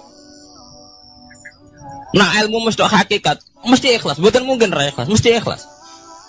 Misalnya ngeten. Kula niku gadah dhuwit 10.000. Nggih, cek dhuwit, cek ilmu, cek derajat. Gadah dhuwit 10.000. Sampean kalau menurut pandangan syariat, karena dhuwit itu hasil dagangannya jenengan, ya wae jenengan. Oleh tiang disekakno jenengan wae jenengan. Gara-gara sampean ngrasa wae lho, nak dikekno wong ya abot. Nak sampean sedekah yang ngerasa iso ngundat ngundat. Lah awalnya sampean melihat itu secara ilmu hakikat, dhuwit iki wae Allah. Wae Allah ya wae Allah ora waeku, titipan. Dikekno wong ya wae Allah dolanan mau ning nggonku, saiki ning nggone dhekne kan selesai kan. Mulane jare hikam kula nu tak kenang jan hikam. Cara hikam wong ra ikhlas iku bentuk-bentune wong. Enggak cara hikam logikane gampang. Jadi hikam motivasi ikhlas nu nganggo ilmu hakikat gampang. Ngeten redaksine. Kaifatat lubul ajro mimman huwa muhtihi ilaika. Utekem lu betakok ndi? Kok njaluk opah mbek wong sing ngeki hadiah ku piye? Contohnya ngeten iki, sampean tak kei dhuwit 100 juta. Tak kei. Sampean tak kon dagang. Bareng tak kon dagang sukses badi. Bareng badi yo opane ning aku. Kan lucu to nggih, wong sing ngeki hadiah kok malah dijaluki opah. Jare hikam, wong Islam iku iman, iso salat sebab taufike Allah. Iso haji sebab taufike Allah. Kita iso ibadah sebab taufike Allah. Bareng bar Allah ngeki taufik kok dijaluki opah. Lha wae nuntut opah ambek wong sing ngekeki. Lha iku lucu ta ora lucu? Masuk akal tak masuk akal. Jadi sajane gampang supaya ke salat ikhlas yakin ya Allah salat kula sebab kersane jenengan. Nggih pun apa jo opah wis isin dikek hadiah salat pira-pira to. Sing mareke nuntut mergo GR ujub. Wah aku iso salat. Nek iso salat berak swarga lho ujub. Berarti bolak-balik kenapa kita ikhlas susah? Mergo awale ilmu mbok kawal ilmu syariat. Tak cara ke awale cara melihat ilmu hakikat. Ikhlas ku gampang. Iya betul. Lha mboten kuwi jadi tenan. Gampang ku di ikhlas jenengan mbek ilmune kula. Sampeyan rasakno sih. Dadi ikhlas kudu dimulai kok ilmu hakikat sih. Iku gampang. Kayak kula misalnya mulang, ya Allah jenengan negdir kula ngalim, negdir kula saged mulang. Berarti jenengan maringi kula saged ibadah. Selesai kan? Lain nuruti syariat. Wah guru sak huruf jadi 1000 dinar. Terus gampang gremeng kan kula. Ngaji gak dihormati, nyangoni sithik ora karu-karuan. Gara-gara pertama mandang sing nganggo syariat, aku mulang. Berarti berhak untuk alfun apa? Dinar. Wong jare ala-ala jare mulang sak huruf ditarik pinten? 1000 dinar. Paham ya? Tapi nak pertama nganggo ilmu hakikat, aku mulang ditakdir pengiran, ditakdir di kesempatan ibadah. Lempun kok nganti nuntut, terus aku kepikiran jenenge nuntut, jenenge ngundat-ngundat pun mboten apa? Kepikiran. Paham nggih? Dadi saiki dilatih carane ikhlas ku piye anut ilmu hakikat. Ilmu sing awale wis anut ilmu napa? Hakikat. Nek kowe ya pertama nganggo syariat, ikhlas meksa kowe. Mesti bukti to sampean ngrasa di dhuwit, ngrasa nglakoni salat, ngrasa mulang, tak ulang tenanan. Jebule rapati ngurmati aku. Ya tersinggung to. Lho nak tersinggung tiyang ikhlas mboten menyangkut ngoten. Ora pantes Quran diulang kok kowe terlambat, Quran diulang kok kowe guyon. Mergo piye standar Quran diulang kudu idza dzikrullah wajilat qulubuhum wa idza tuliyat alaihim ayatu zadatuhum. Kan benten to nggih mboten menyangkut pribadi tersinggung mboten, tapi supaya Quran itu bener-bener zadatuhum napa? Iman. Anak tersinggung syariat ono, gak ngregani wong sepuh. Nak sing kiai jare gak ngregani kiai, kok bareng murid tuwa gak ngregani wong tuwa. Malah nyiksa ati to. Perdun. Tuh. Nah, sampeyan nganggo ilmu hakikat selesai. Ora kepikiran blas.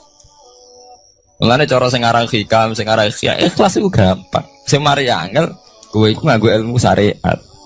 Sehingga kowe ngerasa ujub. Iku mau, dhuwit iki wekku. Ngalim ilmuku. Ngono masjid iki tanpa aku ora dadi masjid. Sehingga gak dadi imam gremeng tenan. Lah awale nganggo ilmu hakikat. Ya Allah, jenengan Rahman tenan. Negdir kula saged ngamal dadi pengurus takmir. Negdir kula saged dadi panitia tak. Nggak misalnya sing dadi imam wong liya, kula alhamdulillah Gusti sakniki masjid rame, cik imame kula cik mboten penting. Butuh kula nu ramene masjid. Kula pengurus takmir maksudnya ngerameni napa? Masjid. Ya, takmir zaman akhir ngerameni masalah. Jadi masjid tetap gak rame, masalahnya napa? Rame. Kan sembarang. Maksudnya takmir masjid itu ngerameni masjid to, mboten ngerameni masalah napa? Masjid. Paham ya? Berarti fi ra'yil aini ing dalam pandangannya mripat. Bainahuma barzakun. Bainahuma iku tetep ing dalam antarane bahro ini. Bainahuma iku tetep ing dalam antarane bahro ini barzakhun utawi pembatas. Hajizun. Mau mun kula terangaken. Dadi hakikate antarane air tawar mbek air laut itu ada hajiz, ada faktor karakter masing-masing nggak saling terganggu. Fabi ayyi ala rabbikuma mongko kelawan dine pira-pira rahmate pangeran loro ira tukadibani gorono sira loro. Yakhruju minhumal lu'lu'u wal marjan. Yukhraju bil bina lil maf'ul. Jadi sebagian qira'an itu diwaos yukhraju minhuma. Bil bina lil maf'ul wal fa'il lan fa'il berarti diwaca yakhruju minhumal lu'lu'u wal marjan. Kadang diwaca yukhraju. Ai min masmu'ihima tegese saking kumpulane bahro ini. As-sadiqi kang beneri fi ahadima kalan sesujine bahro ini wa wa te wahid wa al milku iku segara asin. Apa sing metu al-lu'lu'u wal marjan? Al-lu'lu'u apa mutiara? Wal marjan lan perhiasan. Khirzun ahmar au sigharul lu'lu'. Wis wae gampangnya nama-nama mutiara. Fabi ayyi ala rabbikuma tukadziban. Nah ini cobalah jadi etika kita, muhasabah kita. Jadi muhasabah itu cara berpikir kita set, kita pikir ulang. Ternyata semangatnya seorang nabi itu wastaghfir lidzambika walil mu'minun. Semangatnya itu memintakan ampun. Orang ahli tafsir tahu semua kalau nabi itu tidak mungkin dosa. Jadi itu khitabun nabi wa urida bihi ummatu, itu khitab nabi, tapi yang dimaksud itu umatnya, karena nabi tidak akan mengalami dzambun, tidak akan mengalami dosa. Sekarang enggak, kadang-kadang kita ini kalau orang lain salah itu semangat. Kalau di perusahaan ada teman salah, apalagi miran salah itu seneng. Barokahnya salah bisa ganti kan gitu. Mungkin di dunia tokoh juga gitu, barokahnya ada tokoh salah, kita yang jadi populer sendiri. Tidak boleh seperti itu. Kita harus salimus sodri di jami'il muslimin. Jadi ini harus dilatih. Saya tadi matur sama Habib Ahmad, latihan kita jadi hidup. Nabi itu kalau resep jadi wali itu kata Nabi gampang. Kata Nabi, kalau kamu ingin disenangin Allah, ya sudah. Kalau kamu asbahta wa amseta gini-gini, perasaan kamu, kata Nabi, jangan punya perasaan ghil sama orang muslimin. Itu sudah wadzalika min sunnati. Makanya Nabi ngendikan la yablughni ahadun an ahadin syai'an. Ada yang baca la yuballighni ahadun an ahadin syai'an. Seseorang jangan melaporkan ke saya tentang salahnya yang lain. Fa inni akhruju ilaikum wa ana salimus sodri. Karena saya ingin ketemu sampean semua dalam keadaan salimus sodri, tidak punya perasaan apa-apa.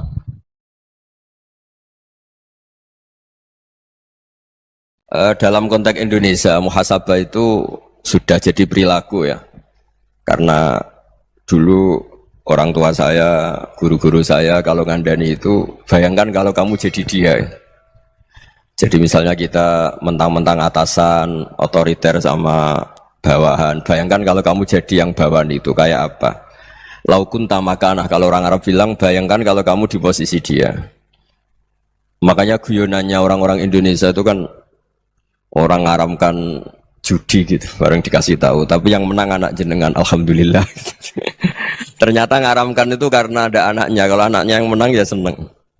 Meskipun itu guyonan, tapi saya punya padanan itu dalam kitab Hikam. Nabi Ibrahim itu Khalilur Rahman, tentu bencinya minta ampun sama yang namanya maksiat. Suatu saat beliau diterbangkan di alam malakut. Itu kalau di Hikam saya halaman 15 juga. Saya masih ingat betul. Mungkin kalau Anda beda halaman karena beda cetakan. Atau enggak punya kitabnya. Atau punya tapi tidak bisa baca. Nah itu jadi berbagai kemungkinan. Atau punya tidak bisa baca tapi dianggap jimat. Atau digo pencitraan. Banyak itu kaji-kaji tidak bisa baca kitab tapi di ruang tamunya kitabnya besar-besar. Pencitraan itu. Tapi ya bagus lah, nggak apa-apa untuk syiar. Setelah diterbangkan di alam malakut, diperlihatkan sama Allah. Ada orang pezina, ada orang syaribul khomri, ada orang mabuk, ada orang macam-macam. Allah tanya sama Nabi Ibrahim, bagaimana pendapat kamu Ibrahim tentang mereka yang maksiat? Kata Nabi Ibrahim, ya Allah habisi saja mereka. Mereka hidup di bumi engkau, makan rezeki engkau, kemudian mereka ada taat sama engkau. Singkat cerita di fase itu, saya ulang lagi di fase itu, Allah nurutin. Sampai sekian peristiwa, mungkin 3 atau 4. Sudah, setelah sekian tahun Nabi Ibrahim lupa peristiwa itu, kemudian beliau diminta menyembelih anaknya. Ini versi kitab Hikam. Memang versinya banyak tentang kenapa Nabi Ibrahim disuruh menyembelih anaknya. Ketika mau menyembelih anaknya, Nabi Ibrahim ragu. Huwa samratu fuadi. Anak saya ini buah hati saya, kenapa engkau suruh menyembelih? Terus kata Allah, apa kamu tidak ingat ketika kamu saya angkat di alam malakut, kemudian kamu usul bunuh-bunuh, saya tidak mempertimbangkan usul Anda, tapi kenapa sekarang saya merintahkan kamu mikir gitu. Terus, ya karena ini anak saya ya Allah. Terus kata Allah, rumangsamu wong sing kon mateni gak gawean kau sing gawe kowe enak wae usul mateni. Jadi sebenarnya saya yang bikin kemudian Anda enak aja usul membunuh. Semenjak itu Nabi Ibrahim itu di eranya itu asfaqun nas, orang paling sayang sama manusia. Karena kadang kita keras itu ya kebetulan tuh udah anak kita, ada keluarga kita.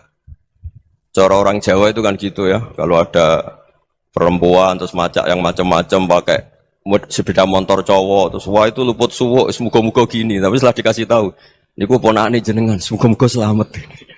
Jadi jangan-jangan kemarin ahli ma'asi itu kebetulan tuh tidak keluarga kita. Kalau keluarga kita yang pernah salah pada kita, semangat kita mintakan maaf. Jangan-jangan kita didikte hukum sosial gitu. Jadi orang yang salah kebetulan tuh orang yang menservis kita. Atau keluarga kita, atau orang dekat kita, jangan-jangan semangat kita mintakan ampun. Jadi kalau sama orang lain, kebetulan musuh kita semangatnya minta itu kena adab. Nah ini yang nggak boleh dalam Islam. Islam mengajarkan niru Rasulullah SAW, Nabi itu rahmatal lil alamin. Bahkan kemarin saya ngaji virtual sama beberapa habaib, ada Habib Ali Al-Jufri dari Mesir, ada Habib Alwi dari Kuitang, ada Habib Nabil Al-Musawa. Dari sekian habaib itu saya masih ingat diantaranya yang didawuhkan rahmatan lil alamin itu ketika Nabi adahu kaumuh, disakiti oleh kaumnya, dan itu mereka masih kafir semua. Itu mereka dapat doanya Nabi Allahumma hdi qaumi fa innahum la ya'lamun. Kayak apa baiknya Nabi, orang yang menyakiti, yang melukai, tapi Nabi masih berdoa Allahumma hdi qaumi fa innahum la ya'lamun. Sayyidina Umar dapat doanya Nabi itu yakhina kana kafiran, ketika masih kafir didoakan Allahumma aizzal Islam bi Umar. Itu ketika masih kafir. Itu pelajaran bagi kita bahwa yang sedang tidak cocok pun itu berdapat doa kita. Ya doa supaya kondisi kita baik, hari tambah baik. Karena agama ini saya berkali-kali bilang limangka nayarjuwa hawal yaumal akhir. Agama ini diperuntukkan bagi yang selalu punya harapan pada Allah Subhanahu wa taala. Saya cerita muhasabah ini tentang hubungan kita dengan Allah. Di Indonesia itu banyak orang fasik, banyak orang nakal. Ya di mana-mana orang nakal itu ya mayoritas, wa aksaruhum fasikun. Tapi berkahnya harapan. Mungkin saya kira nakal sok benda, mungkin saya kira sholat sok ben sholat, mungkin sekarang belum sakhok, belum dermawan, suatu saat dermawan. Barokahnya itu kefasikan ini dianggap sementara. Sedang fasik, sedang tidak benar. Karena kiai-kiai kita, para guru-guru kita, para habaib utamanya itu mesti bilang semoga husnul khotimah. Nah barokahnya doa itu semoga husnul khotimah itu menjadikan satu pola sosial. Yang sedang fasik ini masih diharapkan jadi lebih baik, jadi lebih. Sehingga kita tidak ngambil sikap ekstrim, yang ingin menghabisi atau ingin mengadili, tidak. Karena selalu kita punya harapan. Dan agama ini limangka nerjuwa hawal yaumil akhir. Bayangkan itu kalau yang nakal itu anak kamu. Pasti kamu nggak ingin kan langsung dapat azab, dapat apa. Padahal kita semua jadi tokoh ini abul kulli, bapak dari semuanya. Sehingga ketika Rasulullah SAW jalan-jalan kemudian melihat perempuan sedang menyalakan api. Kalau apinya mati ditiup, anaknya dijauhkan. Nanti kalau sudah jauh dari api, anaknya digendong lagi. Terus kata Rasulullah, matur ke semua sahabat, Aro'aitum anna hadih tarihatan waladaha alan nar. Apa kamu berpendapat bahwa perempuan ini akan melemparkan anaknya ke neraka? Tidak ya Rasulullah. Tidak akan seorang ibu melemparkan anaknya ke api. Terus kata Rasulullah, Allahu arhamu min hadih biwaladiha. Allah lebih rahman, lebih rahim dibanding orang tua ini kepada anaknya. Ini yang harus kita kenalkan terus, kita kampanyakan terus. Supaya orang hubungannya dengan Allah itu nyaman, asik. Sehingga dengan demikian selalu ada harapan bahwa yang sedang nakal ini suatu saat tobat. Kita tidak boleh menghukumi pasti begini, pasti gini. Itu tidak wilayah kita. Itu juga yang dicontohkan Rasulullah SAW. Secara lahir Nabi itu nggak berkenan sama Wahsy. Karena Wahsy itu salahnya salah fatal. Karena membunuh ahabban nasi ila Rasulillah. Yaitu membunuh Sayyid Hamzah. Jadi ketika Wahsy tobat, Nabi itu nerima tobatnya. Dan ketika beliau dengan basariyahnya agak siap ketemu Wahsy karena harus ingat Sayyid Hamzah, basariyahnya diturutin. Oke, kamu iman, saya turutin, tapi jangan sering ketemu saya. Karena kalau ketemu kamu, saya masih ingat sama paman saya, Sayyid Hamzah. Kita bisa ngelola seperti itu. Kita tidak cocok sama orang, bagaimanapun mereka umat Rasulullah SAW, kita tetap mencintai mereka. Misalnya kalau beda agama, mereka sama-sama orang Indonesia, kita mencintai mereka atas nama warga Indonesia. Tapi kalau misalnya potongannya ora cocok, beda kultur, bawaannya itu mangkel no cara Jawa, ya bisa diilmoni, jangan ketemu. Wong sudah tidak cocok, ingin ketemu nyari solusi. Roh ini tok seneng itu kan ya repot itu. Ya sudah kalau nggak pati cocok ya jangan sering ketemu. Dan itu kita bisa memanage seperti itu tuh bisa. Saya berkali-kali cerita tentang Imam Syafi'i. Kalau dikasih tahu ya Imam Aba Abdillah, panggilannya Imam Syafi'i, tetangga Anda ini ternyata banyak yang nggak senang Anda. Jawabnya beliau senang. Ya bagus kalau nggak senang saya, ndak utang saya katanya. Jadi gara-gara sampean seneng aku ngatur aku ini kan. Dan mungkin sampean ra seneng kan ya enak. Jadi hidup itu dianggap happy. Kalau seneng ya teman silaturahim, kalau nggak seneng ya nggak bakal utang gitu. Baru kayak seneng itu nggak ganggu. Gitu. Jadi dulu itu orang bisa ngelola seneng ndak seneng itu bisa. Karena ada kearifan hubungan dengan Allah Subhanahu wa Ta'ala. Hidupnya selesai karena masyghul bi dzikrillah, mereka sibuk dengan Allah. Makanya kata ulama-ulama tasawuf, kamu jangan melihat manusia perilakunya, tapi kamu juga harus ingat yang gerakkan semua itu Allah Subhanahu wa Ta'ala. Dengan demikian kita farah, kita senang. Makanya Nabi kalau ngutus Anas bin Malik kemudian enggak kesampaian yang diinginkan karena Anas main. Ketika garwa-garwane Nabi agak tersinggung, Nabi andaikan Allah menghendaki yang saya inginkan kesampaian, pasti itu kesampaian. Jadi dianggap kegagalan Anas gak manggil yang dituju Nabi itu ya kersane Allah ya enteng saja. Sayyidina Ali lebih parah lagi yang dialamin.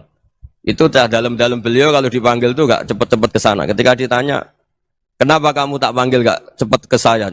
Amin tu ukubatak. Karena aku tahu engkau orang baik. Orang baik itu pemaaf. Jadi makanya orang-orang soleh dulu itu bodoni itu. Makanya sekarang kalau ada orang bodoni itu mesti beda orang soleh. Kalau orang-orang soleh itu kakean husnudzon akhirnya sering dibodonin.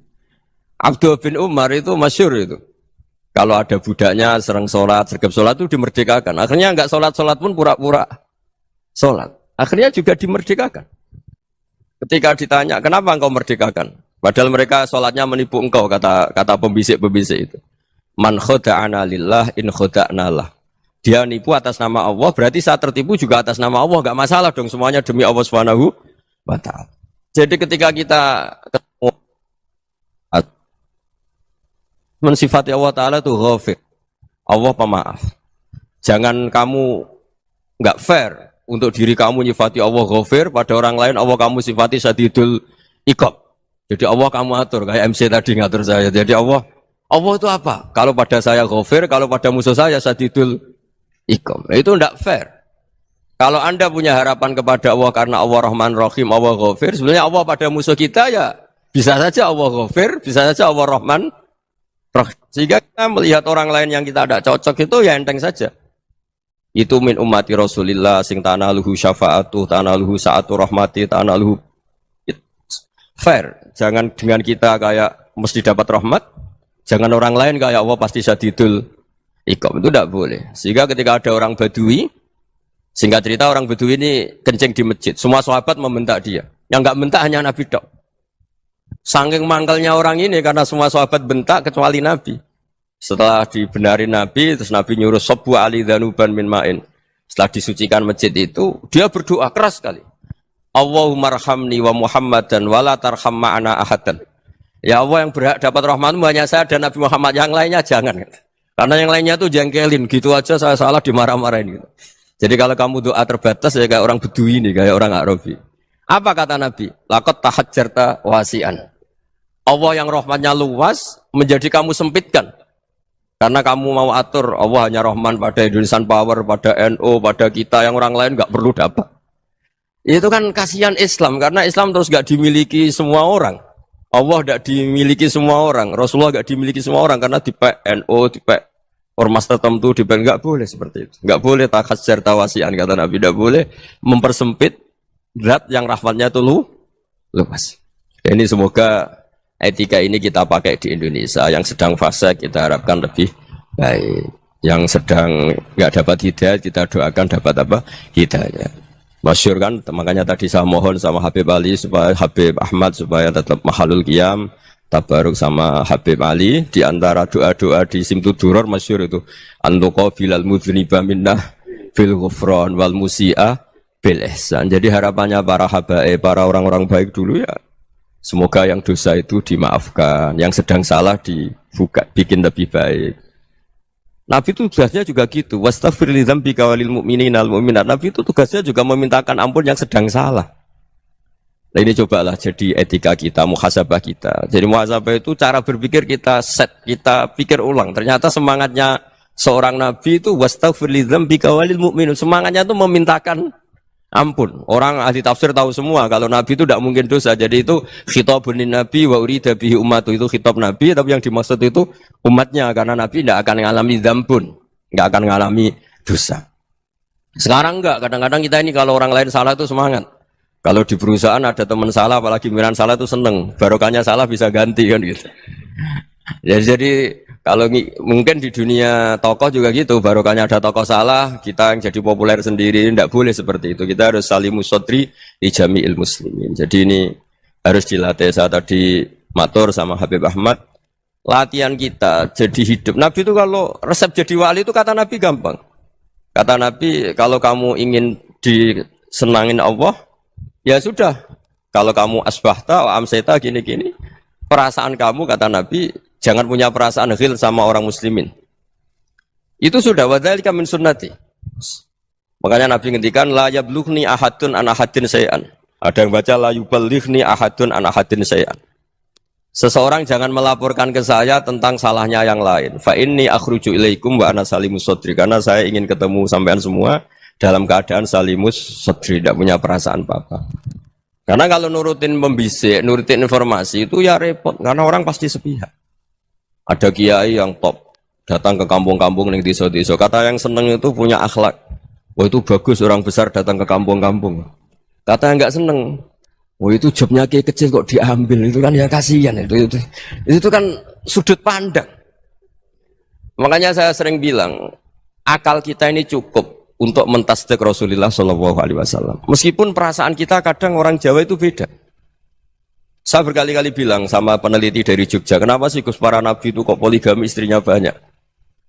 Nabi Dawud katanya itu berapa? Nabi Sulaiman malah jumlahnya agak terbatasin. Nabi Muhammad itu paling sedikit. Saya tanya gini, perempuan itu orang lemah. Jadi kalau nolong orang satu gimana baik? Kalau nolong orang dua ya lebih baik. Ya sudah kira-kira seperti itu. Paling tidak akal kita masih tahu kalau orang baik itu kan mesti baik. Nolong orang satu baik, nolong orang dua ya lebih baik, nolong orang tiga lebih baik. Tapi kalau kamu orang nggak baik, satu saja kamu terlantarin, kamu miskinkan, kamu ya tinggal diukur kan. Kalau orang baik nambah baik, tapi kalau orang buruk tambah buruk. Nah itu akal. Akal kita bisa menganalisis kenapa sih nikah itu ada yang poligami, ada yang enggak. Ya sudah, ukur saja diri kamu. Misalnya kayak saya elek keriting, rabi terus, memperbanyak wong elek, orang perilaku netok raine dadi elek kabeh gitu. Tapi nak kowe ku ganteng, alim, ganteng, sugih, anake ganteng-ganteng, berhubung kowe saleh ahli swarga kabeh, mertua yo bangga karena karir kamu meyakinkan, ini mertua kamu aja gak bangga mau nambah. Ipar gak bangga, mertua gak bangga, desa kamu yang kamu wayai juga gak. Beda dengan Nabi ketika nikah Juwairiyah itu gak ada pernikahan sebarokah Nabi dengan Juwairiyah itu. Azharu Rasulillah, di situ habis perang banyak tawanan gara-gara jadi besanya Nabi langsung dibebaskan semua karena Azharu Rasulillah. Sekarang besanya Kanjeng Nabi. Dulu Abu Sufyan mangkalnya bukan main sama Nabi. Gara-gara putrinya dinikah terus langsung jadi. Kalau kamu kan enggak, nikah satu, nikah lagi. Satu kampung musuhi kamu. Karena istri pertama ya cemburu, yang kedua agak bangga. Wah itu selesai itu. Dunia wal akhirah. Maksud saya, nganalisis Islam itu harus pakai akal. Dan akal yang dipakai, ini saya bawa ke kitab Ihya, adalah pikiran-pikiran para ulama. Makanya ketika Imam Ghazali ketika ditanya, fakaifa bi muslimin fasikin asawaha fi jami'i amri. Kalau ketemu orang fasik, orang Islam tapi fasik, perilakunya enggak ada yang benar. Kata Imam Ghazali jawabnya lucu, aneh. Ma min muslimin illa wa islamuhu ta'ah. Tidak ada orang Islam kecuali dia mau Islam, membenarkan Allah dan Rasul itu sudah taatnya dia. Kok kamu tidak bisa melihat taatnya dia? Dia pikirannya kan ini pemabuk, ini tukang apa. Tapi kata Imam Ghazali, sebenarnya kamu masih bisa berpikir positif. Ma min muslimin illa wa islamuhu ta'ah. Tidak ada seseorang Islam ketika dia milih Islam itu pasti ada taatnya, yaitu tasdik pada Allah dan tasdik kepada Rasulullah Shallallahu Alaihi Wasallam. Jadi dengan pola seperti itu, maka di antara guru-guru kita yang modern ya di era Mbah Maimun, di sini ada Habib Ahmad, Habib Salim, syair yang sering dibaca beliau adalah ada orang munajat sama Allah, ini cerita munajat. Itu orang itu ngendikan gini, ana muznibun, ana mukhtiun, ana asi, huwa rahimun, huwa ghafirun, huwa afi. Ya Allah, saya mukhti, saya orang yang salah. Ana muznib, saya orang yang dosa. Ana asin, saya sering maksiat. Tapi engkau ya Allah, engkau ghafir, pemaaf. Engkau rahim, maha pengasih. Engkau afin, yang mudah memaafkan. Terus kata orang ini, ya agak kurang ajar, tapi saking senengnya sama Allah. Qobal tuhunna salasatan bisalasati. Ya gini saja ya Allah, sifat engkau diadu dengan sifat saya. Engkau Tuhan, Gusti, nggak boleh kalah katanya. Terus wasatahliban ausofu ausofi, dan engkau pasti pemenangnya. Gitu. Jadi ada orang rayu Allah dengan cara seperti itu ya ada ya. Saya ini manusia, salah saya banyak. Engkau ampunannya banyak. Engkau Tuhan, Gusti, nggak boleh ampunan Anda, ampunan engkau kalah dengan salah saya. Nggak boleh Tuhan kok kalah. Nah, jadi untuk supaya orang punya harapan gitu. Banyak juga wali-wali yang jadab ketika datang ke makam Rasulullah SAW. Itu kalau dongo ya agak kacau sebetulnya, cara syariat agak kacau. Ya Allah, engkau punya dua pilihan. Jika engkau menjadikan saya soleh, surah habibu, yang senang kekasihmu, yaitu Rasulullah SAW. Tapi jika engkau menjadikan saya fasik, surah adubuk, yang senang itu setan. Monggo jenengan mau menyenangkan kekasih jenengan, mau menyenangkan musuh jenengan, monggo. Jenengan bebas kok memilih. Nah, mestinya Allah ya senang menyenangkan kekasihnya. Jadi ya, intinya Allah dipaksa untuk menjadikan dia orang soleh gitu. Jadi kayak kemarin itu Pak Bu siapa? Kesini itu yang sama jenengan. Kuliah kesini itu sama Habib Ahmad. Saya pertama nggak mau, lama-lama Habib Ahmad. Ini gimana, Gus? Orang taunya saya dekat jenengan, kalau nggak kasih saya waduh. Ini kayak doanya wali yang tadi. Nggak punya pilihan, nggak ada pilihan ini. Jadi saya mohon muhasabah itu dimulai cara berpikir. Makanya di sini sebetulnya tag ini supaya dapat barokahnya Ihya. Ini kitab yang disenangi para habaib, para ulama. Sebetulnya tag di muhasabah itu redaksinya gini ya, yang lengkap loh. Hasibu anfusakum qabla an tuhasabu wazinuha qabla an tuzanu wa tahayya'u lil ardil akbar. Jadi ada kata wazinu, jadi ukur. Perilaku Anda ini diukur, ditakar. Misalnya kita sebagai suami kan ya punya hal-hal yang kita tidak ideal. Corong Jawa mesti pesek. Cara rezeki ya pas-pasan itu.